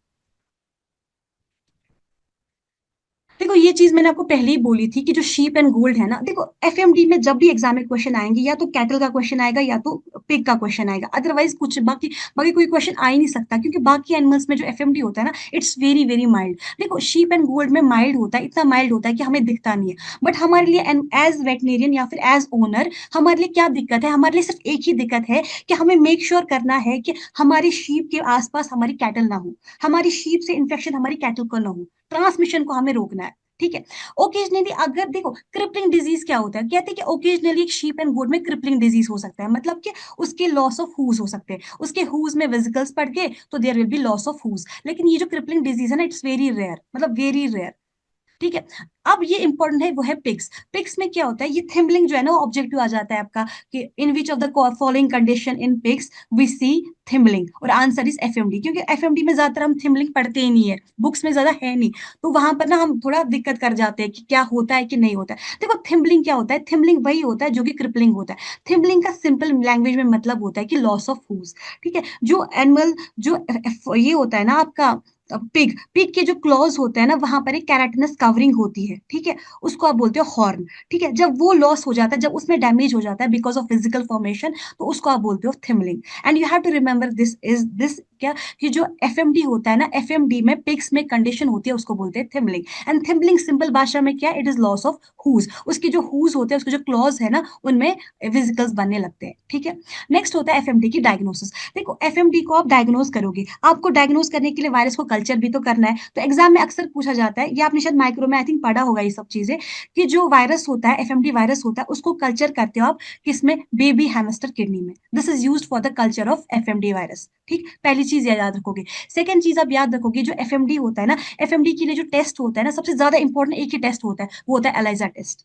ठीक है, तो अगर आपको कहीं पे भी एफएमडी, फॉर एग्जांपल आपका कोई एपिथेलियल सस्पेंशन है, तो आपको देखना पड़ेगा इसमें एफएमडी है कि नहीं है। You will go for the test, उसको बोलते हैं एलाइजा टेस्ट। ठीक, अब कुछ कुछ ऑब्जेक्टिव्स में मैंने ये देखा कि ये वाले टेस्ट पूछे जाते हैं। देखो एक एक टेस्ट में आप लोग क्या करते हो, बेसिकली एक टेस्ट में आप डिटेक्ट करते हो एंटीबॉडीज, या तो डिटेक्ट करोगे एंटीजन। देखो जो भी सीरोलॉजिकल टेस्ट हमने पढ़े हैं ना, चाहे हम सीएफटी पढ़े, कॉम्प्लीमेंट फिक्सेशन, चाहे हम इम्यूनोफ्लोरेसेंस पढ़े, चाहे हम एलाइजा पढ़े, चाहे हम वीएनटी पढ़े, वीएनटी वायरस न्यूट्रलाइजेशन टेस्ट। इन टेस्ट में क्या होता है ना, बेसिकली हम दो चीजों को डिटेक्ट करते हैं, या तो एंटीजन को डिटेक्ट करना होता है, या तो एंटीबॉडी को डिटेक्ट करना होता है। ठीक है, अगर देखो वो टेस्ट जो कि डिटेक्ट करता है ना antibodies specific to viral structural proteins, हमने पढ़ा है अभी के जो वायरस होता है ना एफएमडी वायरस, उसका एक कैप्सिड होता है। ठीक है, कैप्सिड में उसके प्रोटीन्स होते हैं, लाइक VP1, VP2, VP3, तो ये सारे इसके स्ट्रक्चरल प्रोटीन्स है। क्यों स्ट्रक्चरल प्रोटीन्स है, क्योंकि ये वायरस के कैप्सिड में होते हैं। जाहिर सी बात है कि जो बॉडी होती है ना, बॉडी बनाएगी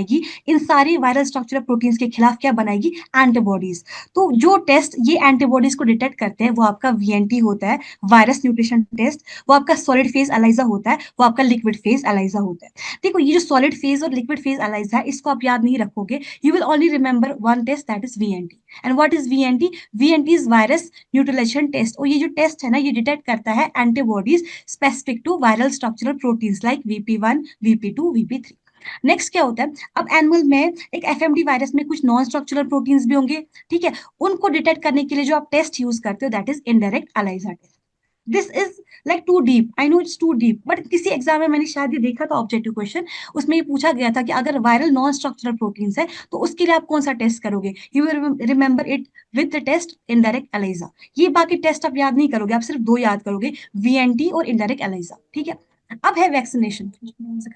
वैक्सीनेशन वायरस में, देखो कैटल में जो वैक्सीनेशन करते हो, जब मैंने आपको अभी बोला कि हमारे इंडिया में एक national animal disease control programme चल रहा है, और इस प्रोग्राम का यही चीज है कि हमें हर एक कैटल को वैक्सीनेशन करना है। ठीक है, तो वैक्सीनेशन का जो कैटल में आप करते हो, वो आप करते हो at the age of 4 month, उसके बाद बूस्टर दोगे 1 मंथ बाद, और उसको रिपीट करोगे 6-6 मंथ के बाद। ठीक है, पिगलेट्स में बहुत ही कम देते हैं, मतलब इनफैक्ट मुझे नहीं लगता ज्यादा देते हैं हमारे इंडिया में भी ज्यादा।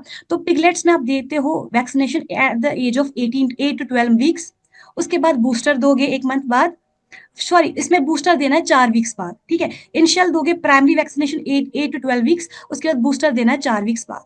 अगर आपके पास सो है, तो सो में आप वैक्सीनेशन दोगे जब वो सो, जब फरोइंग करना होगा सो का। फरोइंग का मतलब होता है सो का जब डिलीवरी होगी, सो की जब पार्चुरेशन होगी, तो उसकी पार्चुरेशन से 3 से 4 वीक्स पहले आप सो को दोगे क्या, एफएमडी वैक्सीनेशन। ठीक, ये दो आप यू विल नॉट रिमेंबर, ज्यादातर नहीं पूछा जाता बिकॉज इट्स वेरी रेयर।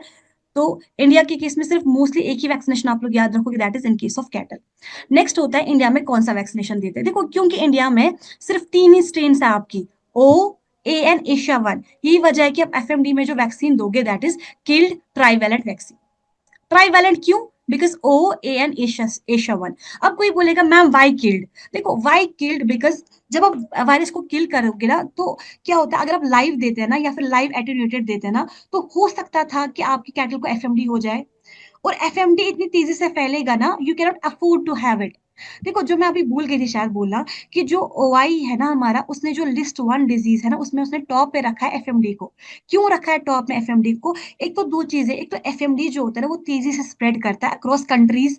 दूसरी चीज ये है कि एफएमडी में मोर्बिडिटी हाई होती है। सारे के सारे एनिमल्स जो है ना वो इनफैक्ट वो जो है वो इन्वॉल्व हो जाते हैं, and there is loss of condition, there is loss of milk production, there is loss of body condition. यही वजह है कि एफएमडी को नम, यानी कि एफएमडी की वजह से ऐसा तो डेथ होती ही नहीं है, बट फिर भी क्या दिक्कत है ना कि सारा फ्लॉक इन्वॉल्व हो जाएगा, पूरे फ्लॉक में मिल्क प्रोडक्शन डिक्रीज हो जाएगी, लॉस ऑफ बॉडी कंडीशन हो जाएगी। That is the reason. यही वजह है कि हम जो है ना इस चीज को अवॉइड करने के लिए कि हमारे एनिमल को एफएमडी ना हो जाए, हम क्या करते हैं, हम देते हैं किल्ड वैक्सीन, क्योंकि किल्ड वैक्सीन में चांसेस कम होते हैं एफएमडी होने के। किल्ड वैक्सीन में क्या होगा कि सिर्फ जो अब एंटीजन जो ये जो वायरस का एंटीजन होगा आप डायरेक्टली वही दोगे, वो बॉडी के इम्यून सिस्टम को इवोक करेगा, और बॉडी में क्या होगा, इम्यून सेल्स बनेगी, यानी कि बॉडी में इम्यूनाइजेशन हो जाएगी। ठीक है। अगर आप, लेकिन चांसेस था कि अगर आप लाइव देते या फिर लाइव एटीन्यूएटेड देते, क्या पता कैटल को एफएमडी हो जाए और वो कैटल जो है ना वो स्प्रेड कर दे एफएमडी, तो उस चीज को अवॉइड करने के लिए आप दोगे किल्ड वैक्सीन। और ये एग्जाम में पूछा जाता है क्या ये लाइव वैक्सीन है, क्या ये किल्ड वैक्सीन है। You will remember that it is killed, it is not live. ये लाइव वैक्सीन नहीं होता, ये किल्ड वैक्सीन होता है। पहली चीज। अब दूसरी चीज एग्जाम में पूछी जाती है, जो कि इंडियन बुक्स जो है ना आपकी, जो आपका जो स्कीम है ना बेसिकली उसमें डेटा दिया गया है, तभी मैंने इंक्लूड किया है। तो क्वेश्चन क्या आता है कि आप जब एफएमडी किल्ड वैक्सीन बनाते हो, आप वायरस को किससे किल करते हो? सो जो वायरस होता है ना उसको आप इनएक्टिवेट करते हो बाय मीन्स ऑफ फॉर्मेलिन या तो बाइनरी इथिलीन अमाइन। ये दो चीजें आप यूज करते हो वायरस को किल करने के लिए। ठीक है। यू रिमेंबर इट, बीआईओ को, इसको फॉर्मेलिन सबको पता होगा, it is used to kill vaccine virus. ये जो बाइनरी इथिलीन अमाइन है ना, इसको आप याद कर लेना। ये मैम। यहाँ पे क्या है? जी जी। मैम एक बार आप पीछे करेंगे स्लाइड थोड़ा, मतलब जस्ट पीछे। हाँ हाँ। इसमें आपने वैक्सीनेशन कैटल का, और मैम शीप एंड गोट में भी सेम यही वो जो रूट कैटल में है फॉलो होता है vaccination. Schedule, schedule. Yes yes yes. हाँ उसके भी 4 to 6 months में ही करते हैं। एंड बूस्टर आफ्टर 1 मंथ हाँ ना। 1 month। हाँ हाँ, लेकिन हम नहीं करते हैं। जो हमारा, वही वही मैं बोल रही थी, जो हमारा national animal disease control programme है ना, that is only for cattle, that's only for cattle. Because okay. मैंने आपको ये चीज बोली ना कि शीप एंड गोट में एफएमडी इज वेरी माइल्ड, तो यही तो हम कर सकते हैं ना एट मैक्स, कि अगर शीप को एफएमडी है या फिर गोट को एफएमडी है, उसको कैटल से सेपरेट कर दो। That is the thing you can do, मतलब प्रिवेंटिव मेजर कर लो। तो इसी वजह से देखो मैं आपको यही बोल रही थी, जो हमारा national animal control disease control programme है ना, ये हम लॉन्च किया है 2019 में, हमारी पीएम ने लॉन्च किया है। एंड ये जो स्कीम है ना बेसिकली, ये सिर्फ एक ही चीज पे फोकस कर रही है, वो है कैटल पे, not focusing more on sheep and goat. इसका फोकस ही कैटल है। ठीक है। इसका फोकस क्या है बेसिकली, आपको क्या करना है, आप चाहते हो कि एफएमडी को आप कंट्रोल करो बाय 2025, यानी इसी साल में हमें कंट्रोल करना है। ठीक है। और हम इसको इरेडिकेट करना है बाय मीन्स ऑफ बाय 2030, हम इसको इरेडिकेट करना चाहते हैं बाय 2030। और इसमें आपकी दो डिजीज होती है बेसिकली, देखो बाद में हम ब्रूसेला भी पढ़ेंगे, बेहतर है यहीं पे खत्म कर दे। जो national animal disease control programme है, ये दो डिजीज को कवर करेगा, एक आपके एफएमडी को, एक आपके ब्रूसेला को। ठीक है। दोनों के केस में क्या करना है, दोनों के केस में आपको वैक्सीनेशन देना है, क्योंकि कंट्रोल कैसे करोगे यार, कंट्रोल तो करोगे bye means of vaccination only. लेकिन जो ब्रूसेला होता है ना, ब्रूसेला में आप वैक्सीनेशन सिर्फ फीमेल्स को देते हो, मेल्स को नहीं देते हो। ठीक है। यहाँ पर ब्रूसेला में, जी जी। मैडम वो एक बार लाइव क्यों नहीं देते, एक बार बता दीजिए लाइव वैक्सीन। अच्छा अच्छा, लाइव। हाँ। देखो मैंने अभी पता, इसके बाद हम पढ़ेंगे एक डिजीज, उसको बोलते हैं एंथ्रेक्स, उसमें हम दे रहे हैं लाइव एटेन्यूएटेड। ठीक है। रीजन क्या होता है ना बेसिकली, आपने इम्यूनोलॉजी पढ़ी, अब आप किस बैच से हो? मैडम वेटरनरी बैच बोल रहे हो? हाँ मतलब आप किस एग्जाम के लिए पढ़ रहे हो? महाराष्ट्र एलडीओ। अच्छा महाराष्ट्र एलडीओ, ठीक है सर। देखो जो आप किल्ड वैक्सीन आप इसलिए देते हो क्योंकि अगर आपका वैक्सीन लाइव होगा ना, तो उसमें क्या होगा, उसमें व्हाट इज वैक्सीन, वैक्सीन में आप क्या दे रहे हो, आप वायरस ही तो दे रहे हो ना। अगर आप लाइव डायरेक्टली वायरस दोगे, यानी कि डायरेक्टली लाइव वायरस दोगे, क्या पता आपके एनिमल में एफएमडी हो जाए, चांसेस है ना, चांसेस है कि एफएमडी हो जाए। और अगर एफएमडी हो जाएगा आपको, ये चीज मैं बार बार बोल रही हूँ कि एफएमडी बहुत तेजी से स्प्रेड करेगा, उसकी मोर्बिडिटी रेट 100% है, तो आपका जो पूरा फ्लॉक है ना उसमें एफएमडी हो सकता है। तो उस चीज को अवॉइड करने के लिए हम क्या करते हैं, we go for killed vaccine. Killed vaccine से एक चीज होता है, एक तो हमें हमारी बॉडी में, देखो किल्ड से क्या होगा, किल्ड से एनिमल को जो है डिजीज नहीं होगी, सिर्फ एक ही चीज होगी, जो एनिमल है ना इसका इम्यून सिस्टम जो है वो स्टूमुलेट हो जाएगा, इम्यून सेल्स जो है ना वो स्टूमुलेट हो जाएगी, बॉडी में एंटीबॉडीज बनने लग जाएंगी, that is the reason, disease नहीं होगी। There will be no disease FMD, सिर्फ उसका इम्यून सिस्टम जो है ना वो एक्टिवेट हो जाएगा। देखो डिजीज होने के लिए, देखो याद रखना, मैंने आपको बैक्टीरिया में पढ़ाया था अभी कि बैक्टीरिया में क्या होता है कि वायरस, ब्लड में बैक्टीरिया तो आ जाता है लेकिन एनिमल को कोई डिजीज ही नहीं होती। क्यों नहीं डिजीज होती? क्योंकि इस बैक्टीरिया के खिलाफ हमारी बॉडी की इम्यून सेल्स जो है ना वो काम करने लगती है।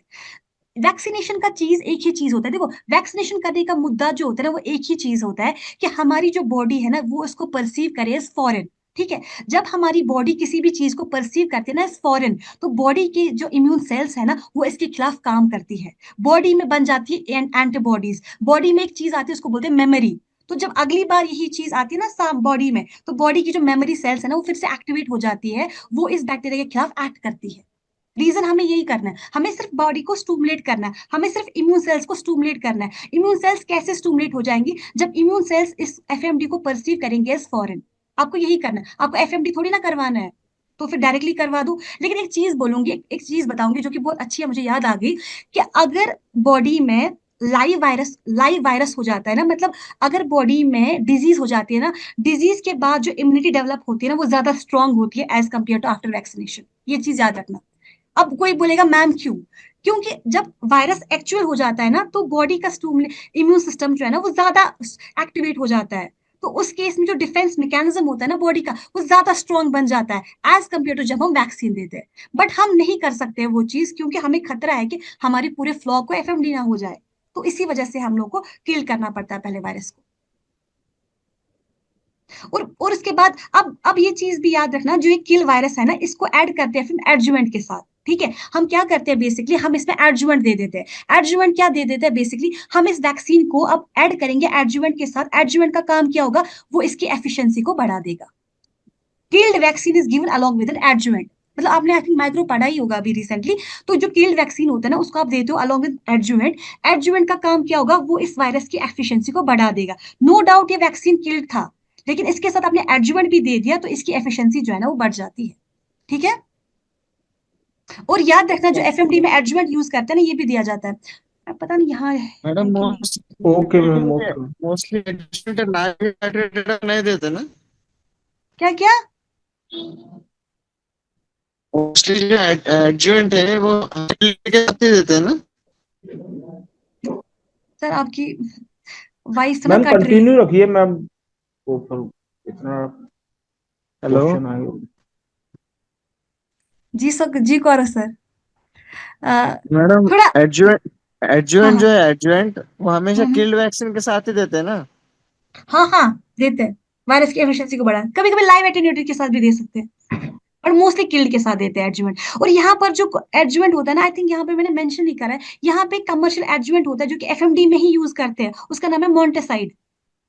It is used only for FMD. एक कमर्शियल एडजुवेंट बनाया गया है एफएमडी के किल्ड वैक्सीन के लिए, उसका नाम है मोन्टेसाइड। आई थिंक वो यहाँ पे मेंशन नहीं है, I will add it later, पता नहीं क्यों नहीं मेंशन है।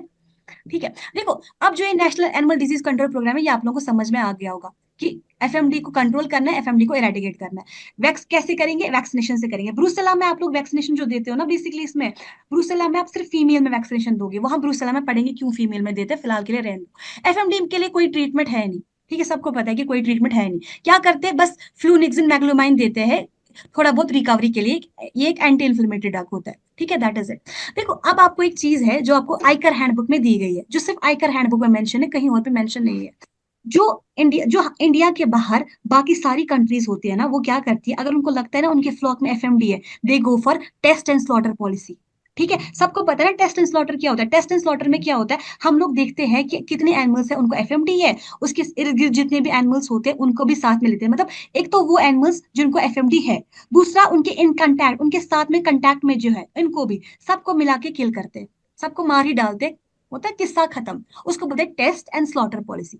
बट इंडिया चूंकि एक डेवलपिंग कंट्री है, पहली बात। सेकेंड, इंडिया में एफएमडी बहुत ज्यादा होता है, एंडेमिक है, होता रहता है एफएमडी इंडिया में। तो हम क्या करते हैं, यहाँ पर हम टेस्ट एंड स्लॉटर पॉलिसी को अडॉप्ट नहीं कर सकते हैं। अगर डेवलपिंग कंट्रीज होगी वो करेंगी, लेकिन India will not adopt test and slaughter policy. ये आप याद रखोगे, that adoption of test and slaughter policy is not in India. चाहे कोई भी डिजीज हो, अगर आप कल को पढ़ोगे ना पोल्ट्री की डिजीज भी, पोल्ट्री की डिजीज में भी क्या था, फॉर एग्जाम्पल रानी खेत is very very very very contagious disease in case of poultry. But India के केस में उसमें भी हम नहीं कर पाते टेस्ट एंड स्लॉटर। क्यों? क्योंकि हम उतना अफोर्ड नहीं कर सकते एनिमल्स को किल करना डायरेक्टली। और हमारे केस में वो भी दिक्कत है कि इस बार तो हमने एनिमल्स को किल कर दिया, अगले साल फिर से एफएमडी हुआ तो फिर क्या करोगे? वो दिक्कत हो जाती है। ठीक है, देखो यहाँ पर क्या है, यहाँ पर आपका कंपैरिजन वाला पार्ट है। इसमें क्या करोगे आप लोग, इसमें सिर्फ एक चीज याद रखना, जो एफएमडी है ना, एफएमडी की तरह तरीके से जो वेसिकल्स होते हैं ना, कहाँ कहाँ बनते हैं वेसिकल्स? बनते हैं वेस्कुलर स्टोमेटाइटिस मैम में एक भी। एथनोबैटनी का ट्रीटमेंट से भी क्वेश्चन आता है मैम, उसमें जबलपुर का पेपर आया तो पूछते हैं। सर कौन सा? एक एथनोबैटनरी ट्रीटमेंट से मैम एफएमडी में था, बबूल की छाल का उपयोग करते हैं, पता नहीं उसका। अच्छा, आयुर्वेदिक ट्रीटमेंट। हाँ मैम, पूछते हैं सर इसमें हाँ एफएमडी सर, में। वो हाँ आप लोगों का तो वो शायद टॉपिक भी है आई थिंक फार्मा में, हाँ आयुर्वेदिक मेडिसिन। हाँ। सर मैंने आज तक कोई आयुर्वेदिक मेडिसिन नहीं पढ़ी है, मेरे नहीं जॉनर मैम से वो, बाहर ही है। नहीं यदि वो ही तो कह रहे हैं मैम, यहाँ बबूल। आता है एक हाँ क्वेश्चन क्योंकि आप उसका। लोगों का एमपी बैच का तो सिलेबस में ही है वो चीज, एमपी हम्म। यहाँ बैच के चलता है सिलेबस मैडम में ही। ट्रीटमेंट आयुर्वेदिक का बहुत। आयुर्वेदिक का है ना उनका, शर्मा हाँ सर का अब तो फेवरेट मिनिस्ट्री है ऑफ वो नहीं, आयुर्वेदिक। मिनिस्ट्री ऑफ यूज भी आयुष करते तो हैं फोकस। आयुर्वेदिक का। हाँ मिनिस्ट्री ऑफ आयुष, पर हमारे यहाँ नहीं चलता, हमारे यहाँ मैंने आज तक कभी नहीं देखा है। ठीक है, हम थोड़ा फास्ट फॉरवर्ड में जाएंगे क्योंकि गुजरात वालों का एग्जाम भी है। नेक्स्ट होता है जो इसमें क्या बोलते हैं उसको, देखो ये जो डिजीज है ना सारी, ये है सारी डिजीज जिनमें विजिकल्स होते हैं, चाहे एफएमडी हो, चाहे विजिकल स्टोमेटिस स्वाइन, जो भी है, जितनी सारी चारों है। पता है एग्जाम में क्या क्वेश्चन आता है? एग्जाम में ऐसे क्वेश्चन आता है कि इनमें से कहाँ कहाँ कौन सा इन्वॉल्व होता है। देखो अगर आपने एक चीज नोटिस करा होगा, कैटल में एफएमडी होता है, पिग्स में एफएमडी होता है, शीप एंड गोट में एफएमडी होता है, but horses, donkey and mule में एफएमडी नहीं होता है। लेकिन अगर आप विजिकुलर स्टोमेटाइटिस की बात करोगे ना, वो हो जाता है। Vesicular stomatitis horses, donkey and mule में हो जाता है, लेकिन इसमें जो है ना वो नहीं हो जाता है एफएमडी। ये चीज याद रखना। ये जो स्वाइन वाली डिजीज है ये सिर्फ पिग्स में होगी। यानी देखो जितने भी एनिमल्स है ना, जितने भी स्पीशीज है ना हमारे पास, सब में होता क्या है? Vascular stomatitis. पिग्स में सिर्फ होता है स्वाइन वेस्कुलर डिजीज, और हॉर्सेस के, डंकीज और म्यूल्स के बगैर जितने भी हैं उनमें सब में हो जाता है एफएमडी। और याद रखना, अगर एग्जाम में क्वेश्चन आया कि वेस्कुलर स्टोमेटाइटिस के लिए कौन सा टेस्ट करते हैं, that is also ELISA. ELISA is both for FMD as well as vesicular stomatitis, दोनों के लिए जो टेस्ट होता है that is ELISA. That is it, बाकी इसमें कुछ याद नहीं रखना है, बाकी बेकार सी स्लाइड है। Next is anthrax. एंथ्रेक्स हम दूसरी डिजीज पढ़ेंगे जल्दी जल्दी। देखो एंथ्रेक्स का अदर नेम क्या है? It's splenic fever. ये पूछा जाता है एग्जाम में, अदर नेम बता दो। स्प्लीनिक फीवर है, वूल सॉटर्स डिजीज है, मैलिग्नेंट कार्बनकल है, मैलिग्नेंट पस्ट्यूल है, या फिर रैग पिकर्स डिजीज है, जो कचरा उठाने वाले हैं।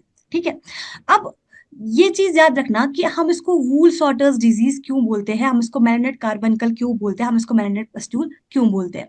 बेसिकली क्या होता है, जो वूल, जो लोग, देखो ये जो एंथ्रेक्स होता है ना, it is A zoonotic disease. पहली चीज, ये जूनोटिक डिजीज होती है and it is an occupational zoonotic disease. यानी कि जो लोग वूल वगैरह का काम करते हैं ना, जो लोग वूल वगैरह से बनाते हैं थ्रेड वगैरह या फिर कपड़े वगैरह बनाते हैं, उन उन लोगों में सबसे ज्यादा जो है ना वो एंथ्रेक्स पाया जाता है। It is an occupational zoonotic disease. पहली चीज होती किसकी वजह से? Bacillus anthracis. ठीक है, ये बैक्टीरियल डिजीज है।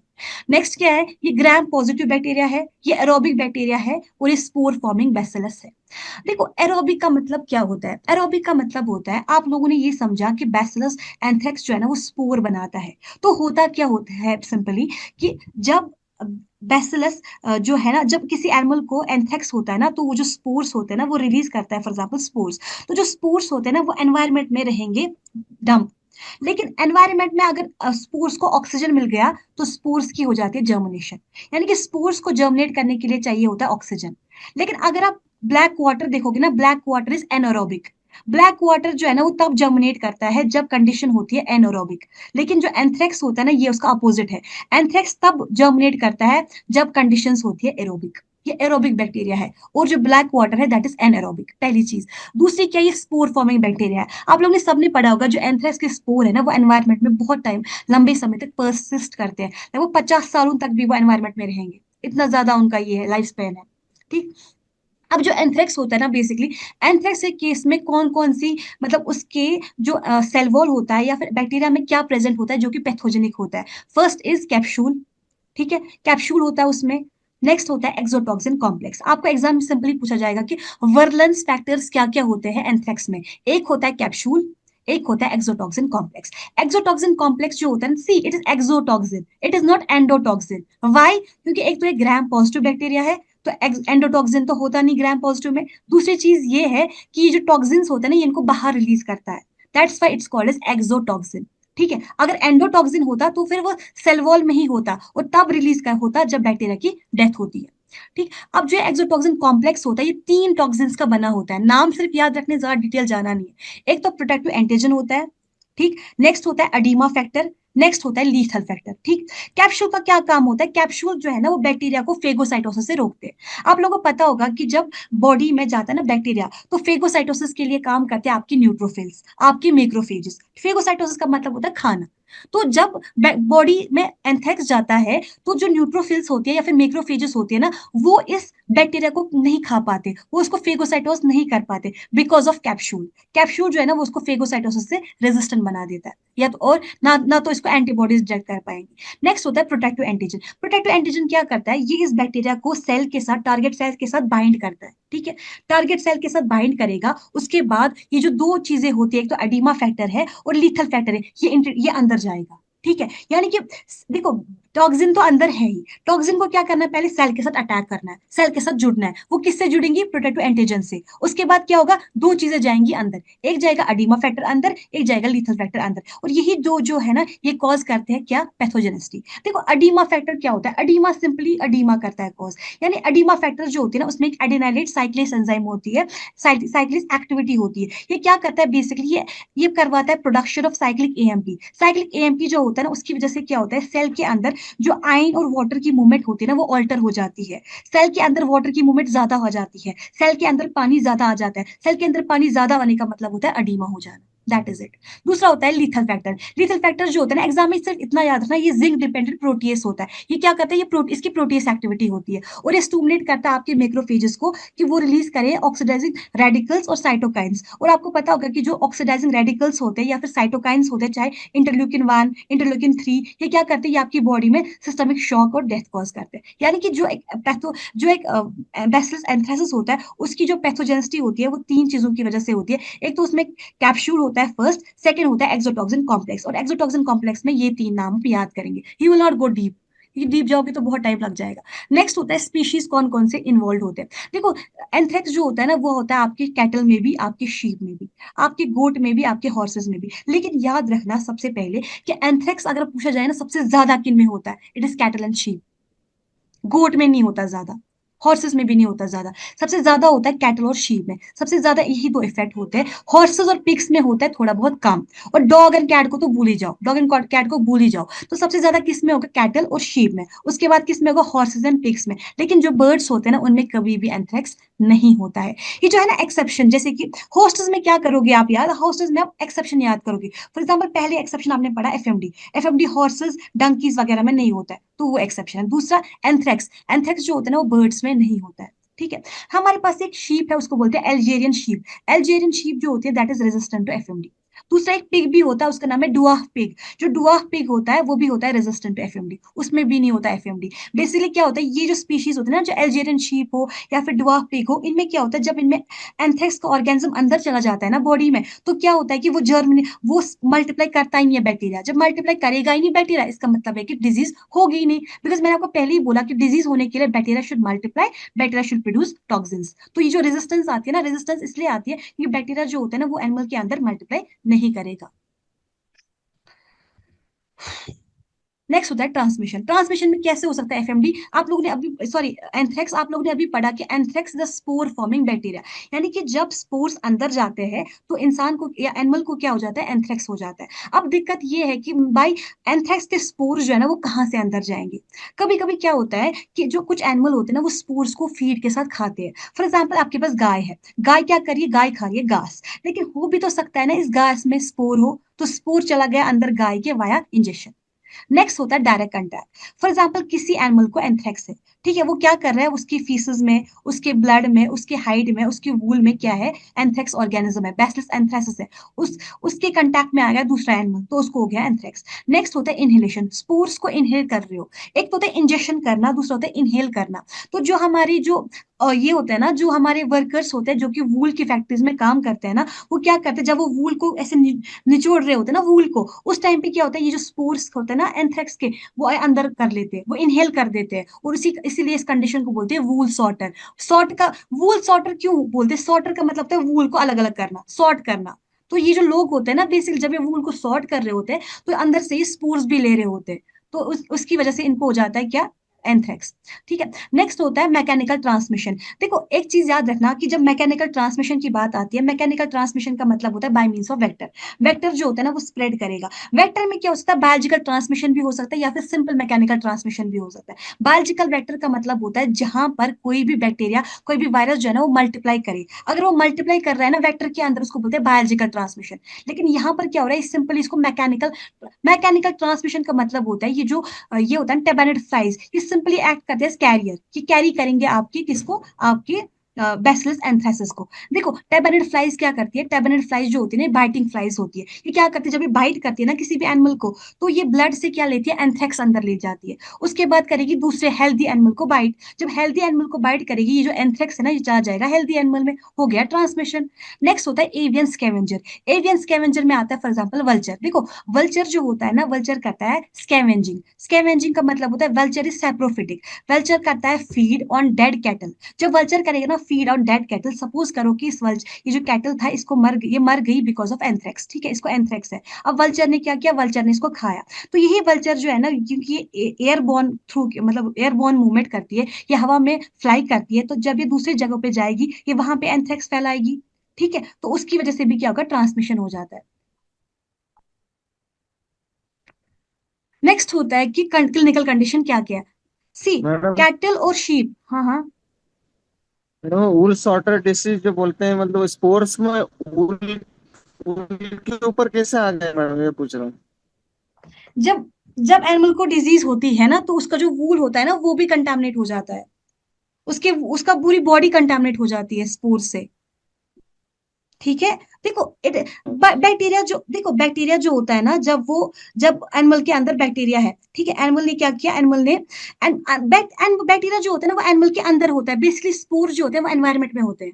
Spores are present in environment, environment में स्पोर्स होते हैं, एनवायरमेंट में बैक्टीरिया नहीं होता है, बैक्टीरिया हो जाते होते हैं एनिमल के अंदर, बॉडी के अंदर। वो एग्जाम में नहीं आएगा यार। देखो देखो एक सेकेंड यार पटेल, इसको थोड़ा कर लेते हैं। देखो जो स्पोर्स होते हैं ना वो होते हैं हवा में, वो एनवायरमेंट में होते हैं स्पोर्स। एनवायरमेंट में स्पोर होने का मतलब होता है आपके वूल में भी तो होते हैं, एनवायरमेंट में सब कुछ आता है ना, एनवायरमेंट में सब कुछ आएगा, जो भी आपके एनवायरमेंट में है ना उसमें स्पोर्स होंगे। ठीक है, आपकी फ्लॉक में अगर एक एनिमल को भी होता है ना रेस्टलेस एंथ्रेसिस, ये जो बैक्टीरिया होता है ये प्रोड्यूस करता है स्पोर्स, ये जो पूरा एनवायरमेंट हो ना ये उसको कंटामिनेट करेगा बिकॉज विद स्पोर्स। तो एनिमल के वूल पे भी होंगे, एनिमल के बाकी बॉडी पार्ट्स में भी होंगे, लेकिन वूल में ये लोग ये स्पोर्स परसिस्ट करते हैं। तो जब ये हम वूल के साथ काम करते हैं, देखो आपने क्या किया ना, आपने वूल जब हम करते हैं ना वूल के साथ काम, एनिमल खुद मर गया होता है, ये उसका वूल होता है, उसकी हाइड होती है जिसपे आप काम कर रहे होते हो। जब देखो पता नहीं आपको ये चीज पता होगा, जब एनिमल को स्लॉटर करते हैं ना बेसिकली उसका मीट जो होता है ना वो अलग हो जाता है, उसका जो हाइड होता है ना वो अलग हो जाता है। जो जो शीप का हाइड होता है ना उसको यूज करते हैं, उससे निकालते हैं वूल। ठीक है, ये एक ऑक्यूपेशन है वूल निकालने का। तो क्या पता ये शीप जो है ना वो मर गया बिकॉज ऑफ एंथ्रेक्स, समझो ये शीप मर गया बिकॉज ऑफ एंथ्रेक्स। अब इन लोगों ने क्या किया, इन लोगों ने इसका वूल उठाया और दे दिया किसको, ऑक्यूपेशन के लिए लोगों को, कि भाई हाँ आप इसे वूल निकालो। अब इन बेचारों को क्या पता था ये शीप जो है ना वो मर गया बिकॉज ऑफ एंथ्रेक्स, वो बेचारे उठ के उसका वूल निकाल रहे, और इसी बीच में क्या हो गया, इनको हो गया एंथ्रेक्स। वरना क्या कोई पागल है क्या वो वूल के साथ काम करेगा अगर उसको पता होगा ये एंथ्रेक्स है, नहीं।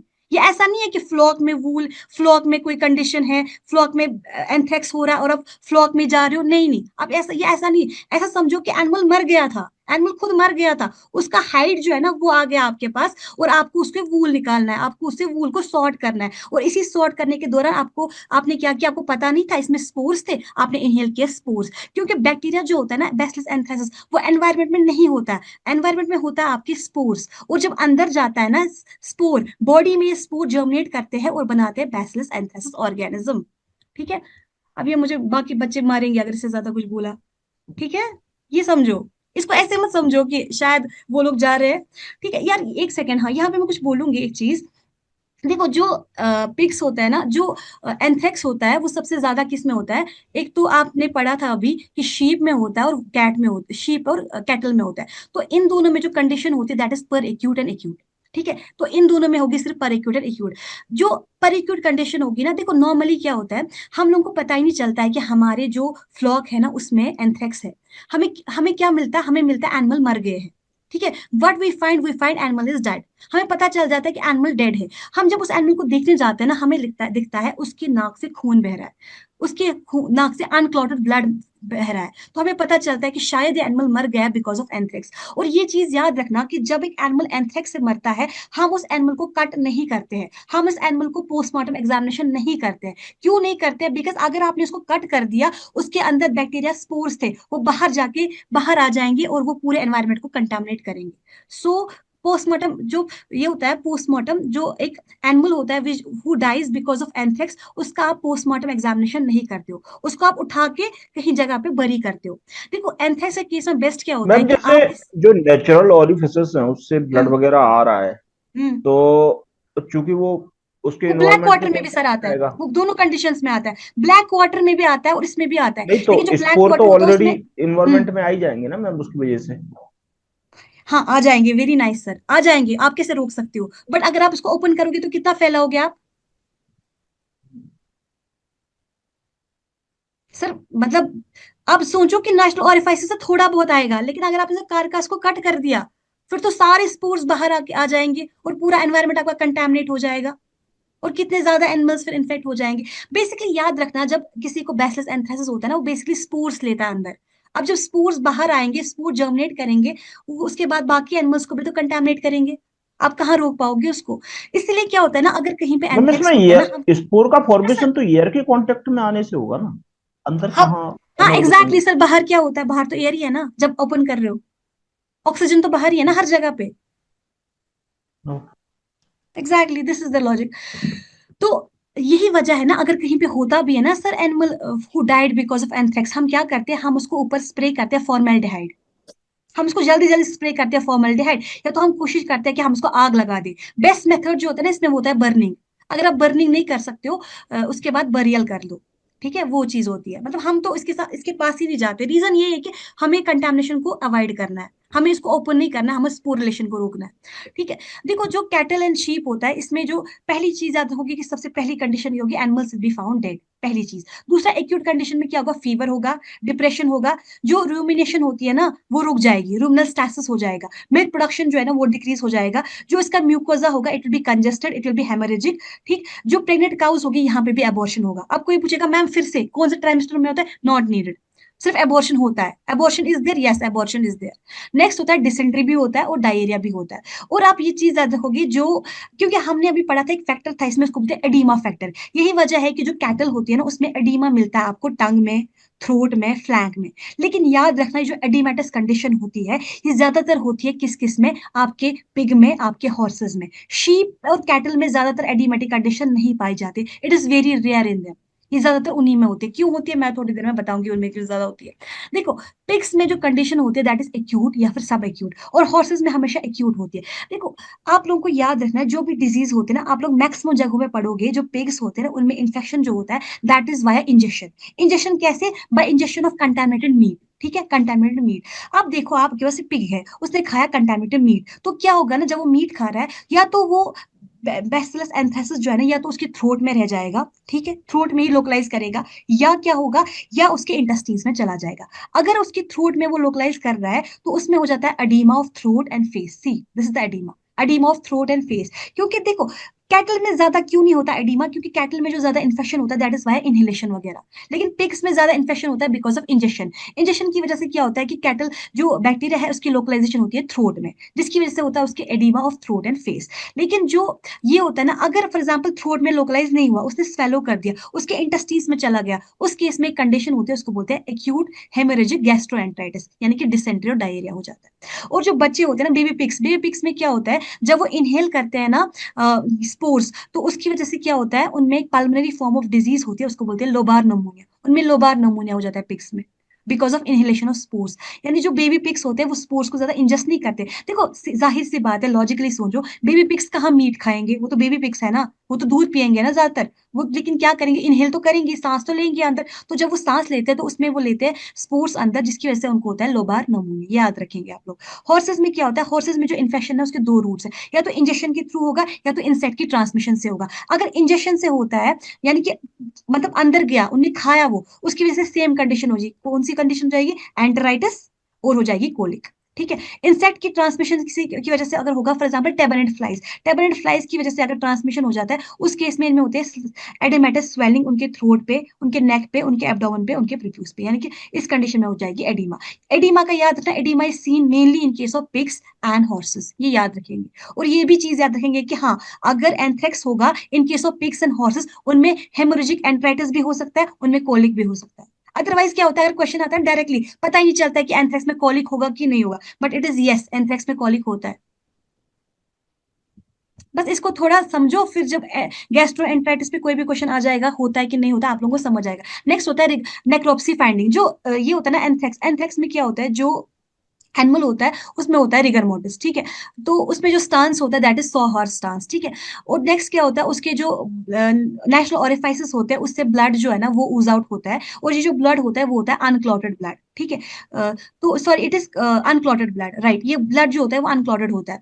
नेक्स्ट क्या केस क्या होता है, जो एंथ्रेक्स होता है, एंथ्रेक्स में जो एनिमल होता है उसमें स्प्लीनोमेगाली होती है। स्प्लीनोमेगाली मतलब स्प्लीन जो होता है उसका एनलार्ज हो जाता है, और स्प्लीन में एक ब्लैकबेरी जैम अपीयरेंस होती है। ब्लैकबेरी जैम नहीं होती है, ब्लैकबेरी जैम सबने खाया होगा, तो उस वैसी अपीयरेंस होती है आपकी स्प्लीन की। नेक्स्ट क्या होता है कि जो हॉर्सेस है, पिग है, क्योंकि हॉर्सेस और पिग में एडिमा, जो बैक्टीरिया होता है उसकी लोकलाइजेशन होती है उसके लिम्फ नोड्स में, उसके नेक में, उसके फेरिंग्स में, तो वहां पर आपको एनलार्जमेंट मिल जाएगी। एनलार्जमेंट क्यों मिल जाएगी यहाँ पे, क्योंकि यहाँ पे लोकलाइजेशन हो जाती है। देखो अब होता है सिरोलॉजिकल टेस्ट। सिरोलॉजिकल टेस्ट में दो चीजें याद रखो सिंपल। एक तो याद रखो एस्कॉरी टेस्ट। एस्कॉरी टेस्ट कब करते हैं आप, अगर आपको डिटेक्ट करना होगा बैक्टीरिया को वूल में, हाइड में, हेयर में, तो इसके लिए जो टेस्ट करते हैं उसको बोलते हैं एस्कॉलीज टेस्ट। ठीक है। ये क्या करता है टेस्ट, ये बेसिकली डिटेक्ट करता है कि आपका जो बैसिलस एंथ्रासिस का एंटीजन है वो क्या आपके वूल में है, हाइड में है, हेयर में है कि नहीं। दूसरा होता है आपका मैकफेडियन रिएक्शन। मैकफेडियन रिएक्शन क्या होता है, सिंपली माइक्रोबायोलॉजी में पढ़ी होगी सबने अच्छे से डिटेल। इसमें आप क्या करते हो, इसमें आप लेते हो स्टेन। स्टेन का क्या नाम है, स्टेन का नाम है पॉलीक्रोमिथाइलिन ब्लू। आप इस स्टेन से क्या करते हो, फॉर एग्जाम्पल आपने एनिमल है उससे ले लिया ब्लड थोड़ा सा, ठीक है, ब्लड को क्या कर दिया, ब्लड को आपने स्टेन कर दिया। स्टेन किससे कर दिया, स्टेन कर दिया मिथिलीन ब्लू।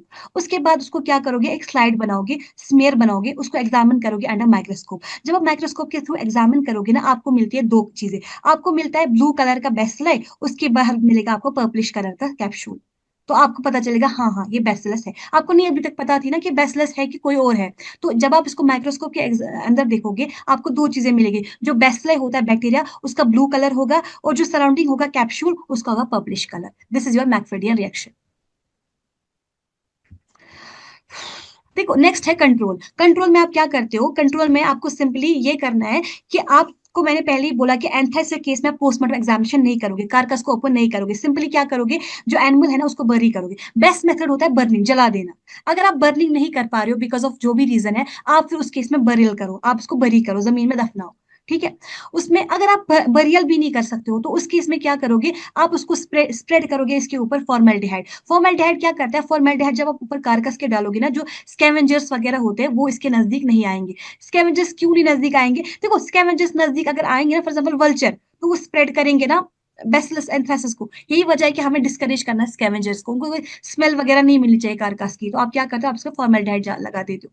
नेक्स्ट होता है आपके प्रेमिसेस। अगर आपके प्रेमिसेस में मैक्सिमम जो बेसिलस बल्चर एंथ्रासिस वगैरह है, है वो कैरियर का काम करेंगे मैम, क्योंकि अपन हाँ उसमें पढ़ रहे कैरियर्स, थे कि कुछ होता ही नहीं हाँ है। Yes sir, they are act as carriers. क्योंकि वो क्या करते हैं, वो जब खाते हैं ना सर, वो वो जब स्कैवेंजिंग करते हैं, वो जब खाते हैं डेड कैटल, तो वो अंदर क्या लेंगे, वो अंदर लेंगे बैक्टीरिया को भी, स्पोर्स को भी, तो वो अपने फीसेस से भी ड्रॉप करते रहते हैं जब वो फ्लाई करते हैं, दे ड्रॉप इट। या फिर कहीं पे पानी पीने गए स्कैवेंजर्स, वल्चर कहीं पे पानी पीने गया, वहां पे भी डिपॉजिट कर देगा तो क्योंकि स्पोर्स मैम ये को, रेजिस्टेंट वेस्पस है तो को। इनके अंदर मल्टीप्लिकेशन तो होगा नहीं। नहीं नहीं, मल्टीप्लिकेशन नहीं होगा, सिंपल कैरियर्स है, सिंपल कैरियर्स, उनके फीसेस में आ जाता है सिंपल। अगर वो खाएंगे मीट को तो उनके फीसेस में भी आ जा सकता है, उनकी ड्रॉपिंग्स में आ जा सकता है, जब वो फ्लाई करते रहते हैं तो उनकी ड्रॉपिंग से गिर रहा होता है बैक्टीरिया। सिंपल कैरियर है वो, और कुछ नहीं। नेक्स्ट है डिसइंफेक्शन ऑफ प्रेमिसेस। प्रेमिसेस को क्या करोगे आप? सबसे पहले देखो, दो चीजें होती है डिसइंफेक्शन में, ये आ जाता है एग्जाम में। अगर स्पोर फॉर्मेशन नहीं हुई है, अगर अभी स्पोर फॉर्मेशन नहीं हुई है, यानी कि अभी टेंशन नहीं है उतना ज्यादा, आप सिंपल क्या करोगे, या तो हीटिंग से डिसइंफेक्शन करो, या तो ऑर्डिनरी डिसइंफेक्टेंट्स यूज करो। लेकिन अगर स्पोर बन चुके हैं, अब क्या करोगे? अब दिक्कत है, आपको स्पोर्स को रोकना है। उस केस में जो डिसइंफेक्टेंट्स होते हैं, एक तो आपका लाइसॉल होता है, एक आपका फॉर्मेलिन होता है, या फिर एनएओएच होता है, 5 और 10%। दूसरा, अगर आपकी सॉइल में स्पोर्स है, उस टाइम पे सॉइल को कैसे स्टरलाइज करोगे? उस टाइम पे सॉइल्स में डाल दोगे पर एसिटिक एसिड। पर एसिटिक एसिड डालना आपको 3%, किसमें? सॉइल में। ये सॉइल की स्टरलाइजेशन में काम करेगा। नेक्स्ट होता है अगर क्लोथिंग में, फॉर एग्जाम्पल अगर आपका कंटैक्ट हुआ किसी एंथ्रेक्स ऑर्गेनिज्म के, एंथ्रेक्स एनिमल के साथ, तो आपकी जो क्लोथिंग है ना, क्लोथिंग को करने के लिए, क्लोथिंग को डिसइंफेक्ट करने के लिए आप यूज करोगे 10% फॉर्मल्डिहाइड। दूसरा होता है वूल, हेयर एंड हाइड। देखो ये बंदा जो क्वेश्चन पूछा था, ये इससे यहाँ पे आ सकता है इसका आइडिया भी, कि अगर आपके पास एनिमल जो है ना वो मर गया, ठीक है, वो मर गया बिकॉज ऑफ एंथ्रेक्स, अब उसका जो वूल वगैरह है ना, आप चाहते हो वो यूज करो, आप चाहते हो उसके हाइड हेयर वगैरह यूज करो, तो उसके इसमें क्या कर सकते हो आप लोग उसमें गामा रेडिएशन डाल दो, तो गामा रेडिएशन से वो पूरी तरीके से स्टरलाइज हो जाएगा। और गामा रेडिएशन कहाँ से लोगे? गामा रेडिएशन लोगे रेडियो एक्टिव कोबाल्ट से, है ना, कोबाल्ट, सीजियम, आयोडीन, इसी से आप निकालते हो अपनी गामा रेडिएशन, तो यहाँ पर आप यूज करोगे कोबाल्ट सोर्स। नेक्स्ट होता है वैक्सीनेशन। वैक्सीनेशन जो होता है ना एंथ्रेक्स में, वो होता है आपके पास alum precipitated anthrax spore vaccine, उसको आप बोलते हो स्टर्नी स्पोर वैक्सीन। ये याद करने की जरूरत नहीं है, बस इतना याद रखो कि एफएमडी में वैक्सीन जो होता है ना, उसका नाम होता है, सॉरी, एंथ्रेक्स में जो वैक्सीन होता है उसका नाम होता है स्टर्नी स्पोर वैक्सीन। दो वैक्सीन होते हैं आपके पास नॉर्मली, एक तो होता है पास्चर वैक्सीन, एक होता है स्टर्नी स्पोर वैक्सीन। लेकिन जो पास्चर वैक्सीन होता है ना, उसमें यही दिक्कत है, जब आप एनिमल को पास्चर वैक्सीन देते हो ना, उसमें एंथ्रेक्स होने के चांसेस होते हैं, इस वजह से उस वैक्सीन को अवॉइड किया गया है। आप लोगों ने देखा होगा बुक्स में कहीं लिखा ही नहीं होता है, सिर्फ फॉरेन ऑथर की किताब में लिखा होता है पास्चर वैक्सीन, क्योंकि अब क्योंकि उससे क्योंकि वैक्सीन एंथ्रेक्स होने के चांसेस होते हैं, इस वजह से उसको आप अवॉइड कर रहे हो। तो एग्जाम के लिए सिर्फ याद करोगे स्टर्नी स्पोर वैक्सीन। और ये जो वैक्सीन होता है, इट इज लाइव एटेन्युएटेड, ये लाइव एटेन्युएटेड है, और ये टॉक्सिजेनिक है, नॉन कैप्सुलेटेड है। ये समझ में आ रहा है किसी को टॉक्सिजेनिक का क्या मतलब है, नॉन कैप्सुलेटेड क्या मतलब होता है?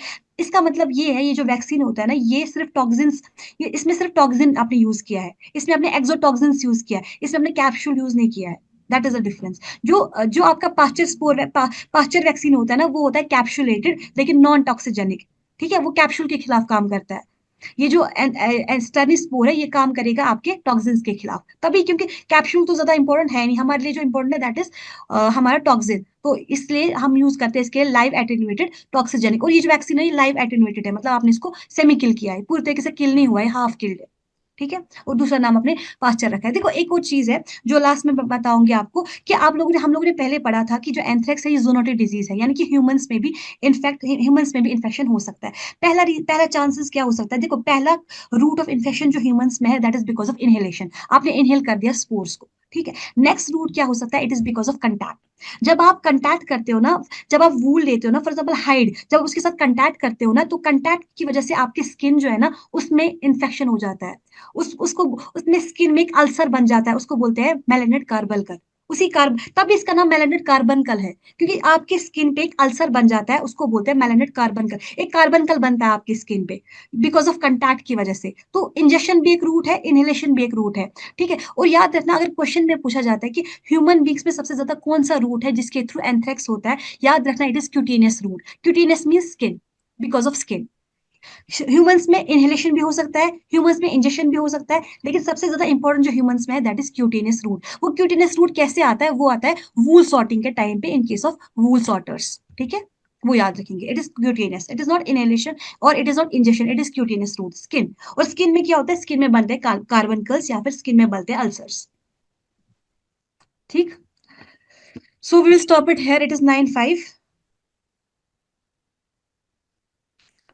कल से स्टार्ट करेंगे। और ओके हाँ, और कल से देखो, मैं आज पहला क्लास था तो ट्रांसमिशन वगैरह बोल दिया कि किसी को ये ना लगे कि डिजीज कैसे पढ़ाई जा रही है, but right from tomorrow there will not be any transmission unless and until transmission में कुछ ऐसा है कि जो कि इंपॉर्टेंट है, ठीक है, वो कल से नहीं होगा इसमें। दूसरी चीज, जो ये है फॉर एग्जाम्पल कहीं पे वायरस की कोई फीचर है जो कि मतलब पता है हमें नहीं आएगा, जो लीस्ट इंपॉर्टेंट चीज है वो कल से नहीं होगी पेपर में, इस स्लाइड में, ठीक है, वो नहीं होगी। इसमें क्या होगा, मेनली इसमें मोस्टली होगा आपकी कॉमन जो पॉजिटिव एजेंट्स है वो होंगे इसमें, जो अदर नेम्स है डिजीज के वो होंगे, कोई भी टेस्ट है वो होगा, कोई भी वैक्सीनेशन है वो होगा, कोई भी पैथोगोनमिक साइन है वो होगा। Rest will all B, because अगर इस स्पीड से पढ़ेंगे डिजीज तो फिर अगले 50 सालों में खत्म नहीं होंगी डिजीजेस। तो it will be mostly exam specific, ठीक है, ओके मैम। है ना, क्योंकि ओके सब लोगों का एग्जाम है यार, जहाँ जितने भी बच्चे सबका एग्जाम है, so it should be like finished in class only. तो आज पहली क्लास थी, that's why I discussed all this, कि समझ में आ जाए डिजीज ऐसी होती है। अदरवाइज कोई इसमें पढ़ाएगा तो फिर पैथोजेनेसिस भी पढ़नी है, बट पढ़ने का कोई स्कोप नहीं है, ठीक है। मैम टाइमिंग सेम रहेगी 7 to 9 o'clock? हाँ हाँ, नहीं नहीं, शायद नहीं, फिलहाल के लिए मे बी कल 5 to 9 हो, मतलब मैं आपको इन्फॉर्म कर दूंगी ना अगर 5 to 9 भी होगी, तो मैं आपको ओके इन्फॉर्म कर दूंगी, ऐसा नहीं है, आपको टाइमिंग का पता चलेगा प्री हैंड। और दूसरी बात, ये जो पीडीएफ है मैं आपको ये अभी दे दूंगी, और लेकिन मेरी पीडीएफ का तरीका थोड़ा डिफरेंट होता है, मेरे क्लास के बच्चों को पता है ये थोड़ा इससे भी डिफरेंट होगा, बट ठीक है, you will come to know. तो कल से सेम टाइम नहीं होगा, शायद 5 to 9, क्योंकि अकेश सर की क्लास है मे बी। तो और अनुपमा मैम की भी क्लास है। अच्छा, जो गुजरात बैच है ना, उसका मैं परसों से मीट करवा रही हूँ 2 दिन। I will take you meet for 2 days, because Anupama ma'am की छुट्टी रहती है सैटरडे संडे, तो उन 2 दिनों में आपका मीट खत्म कर दूंगी मैं।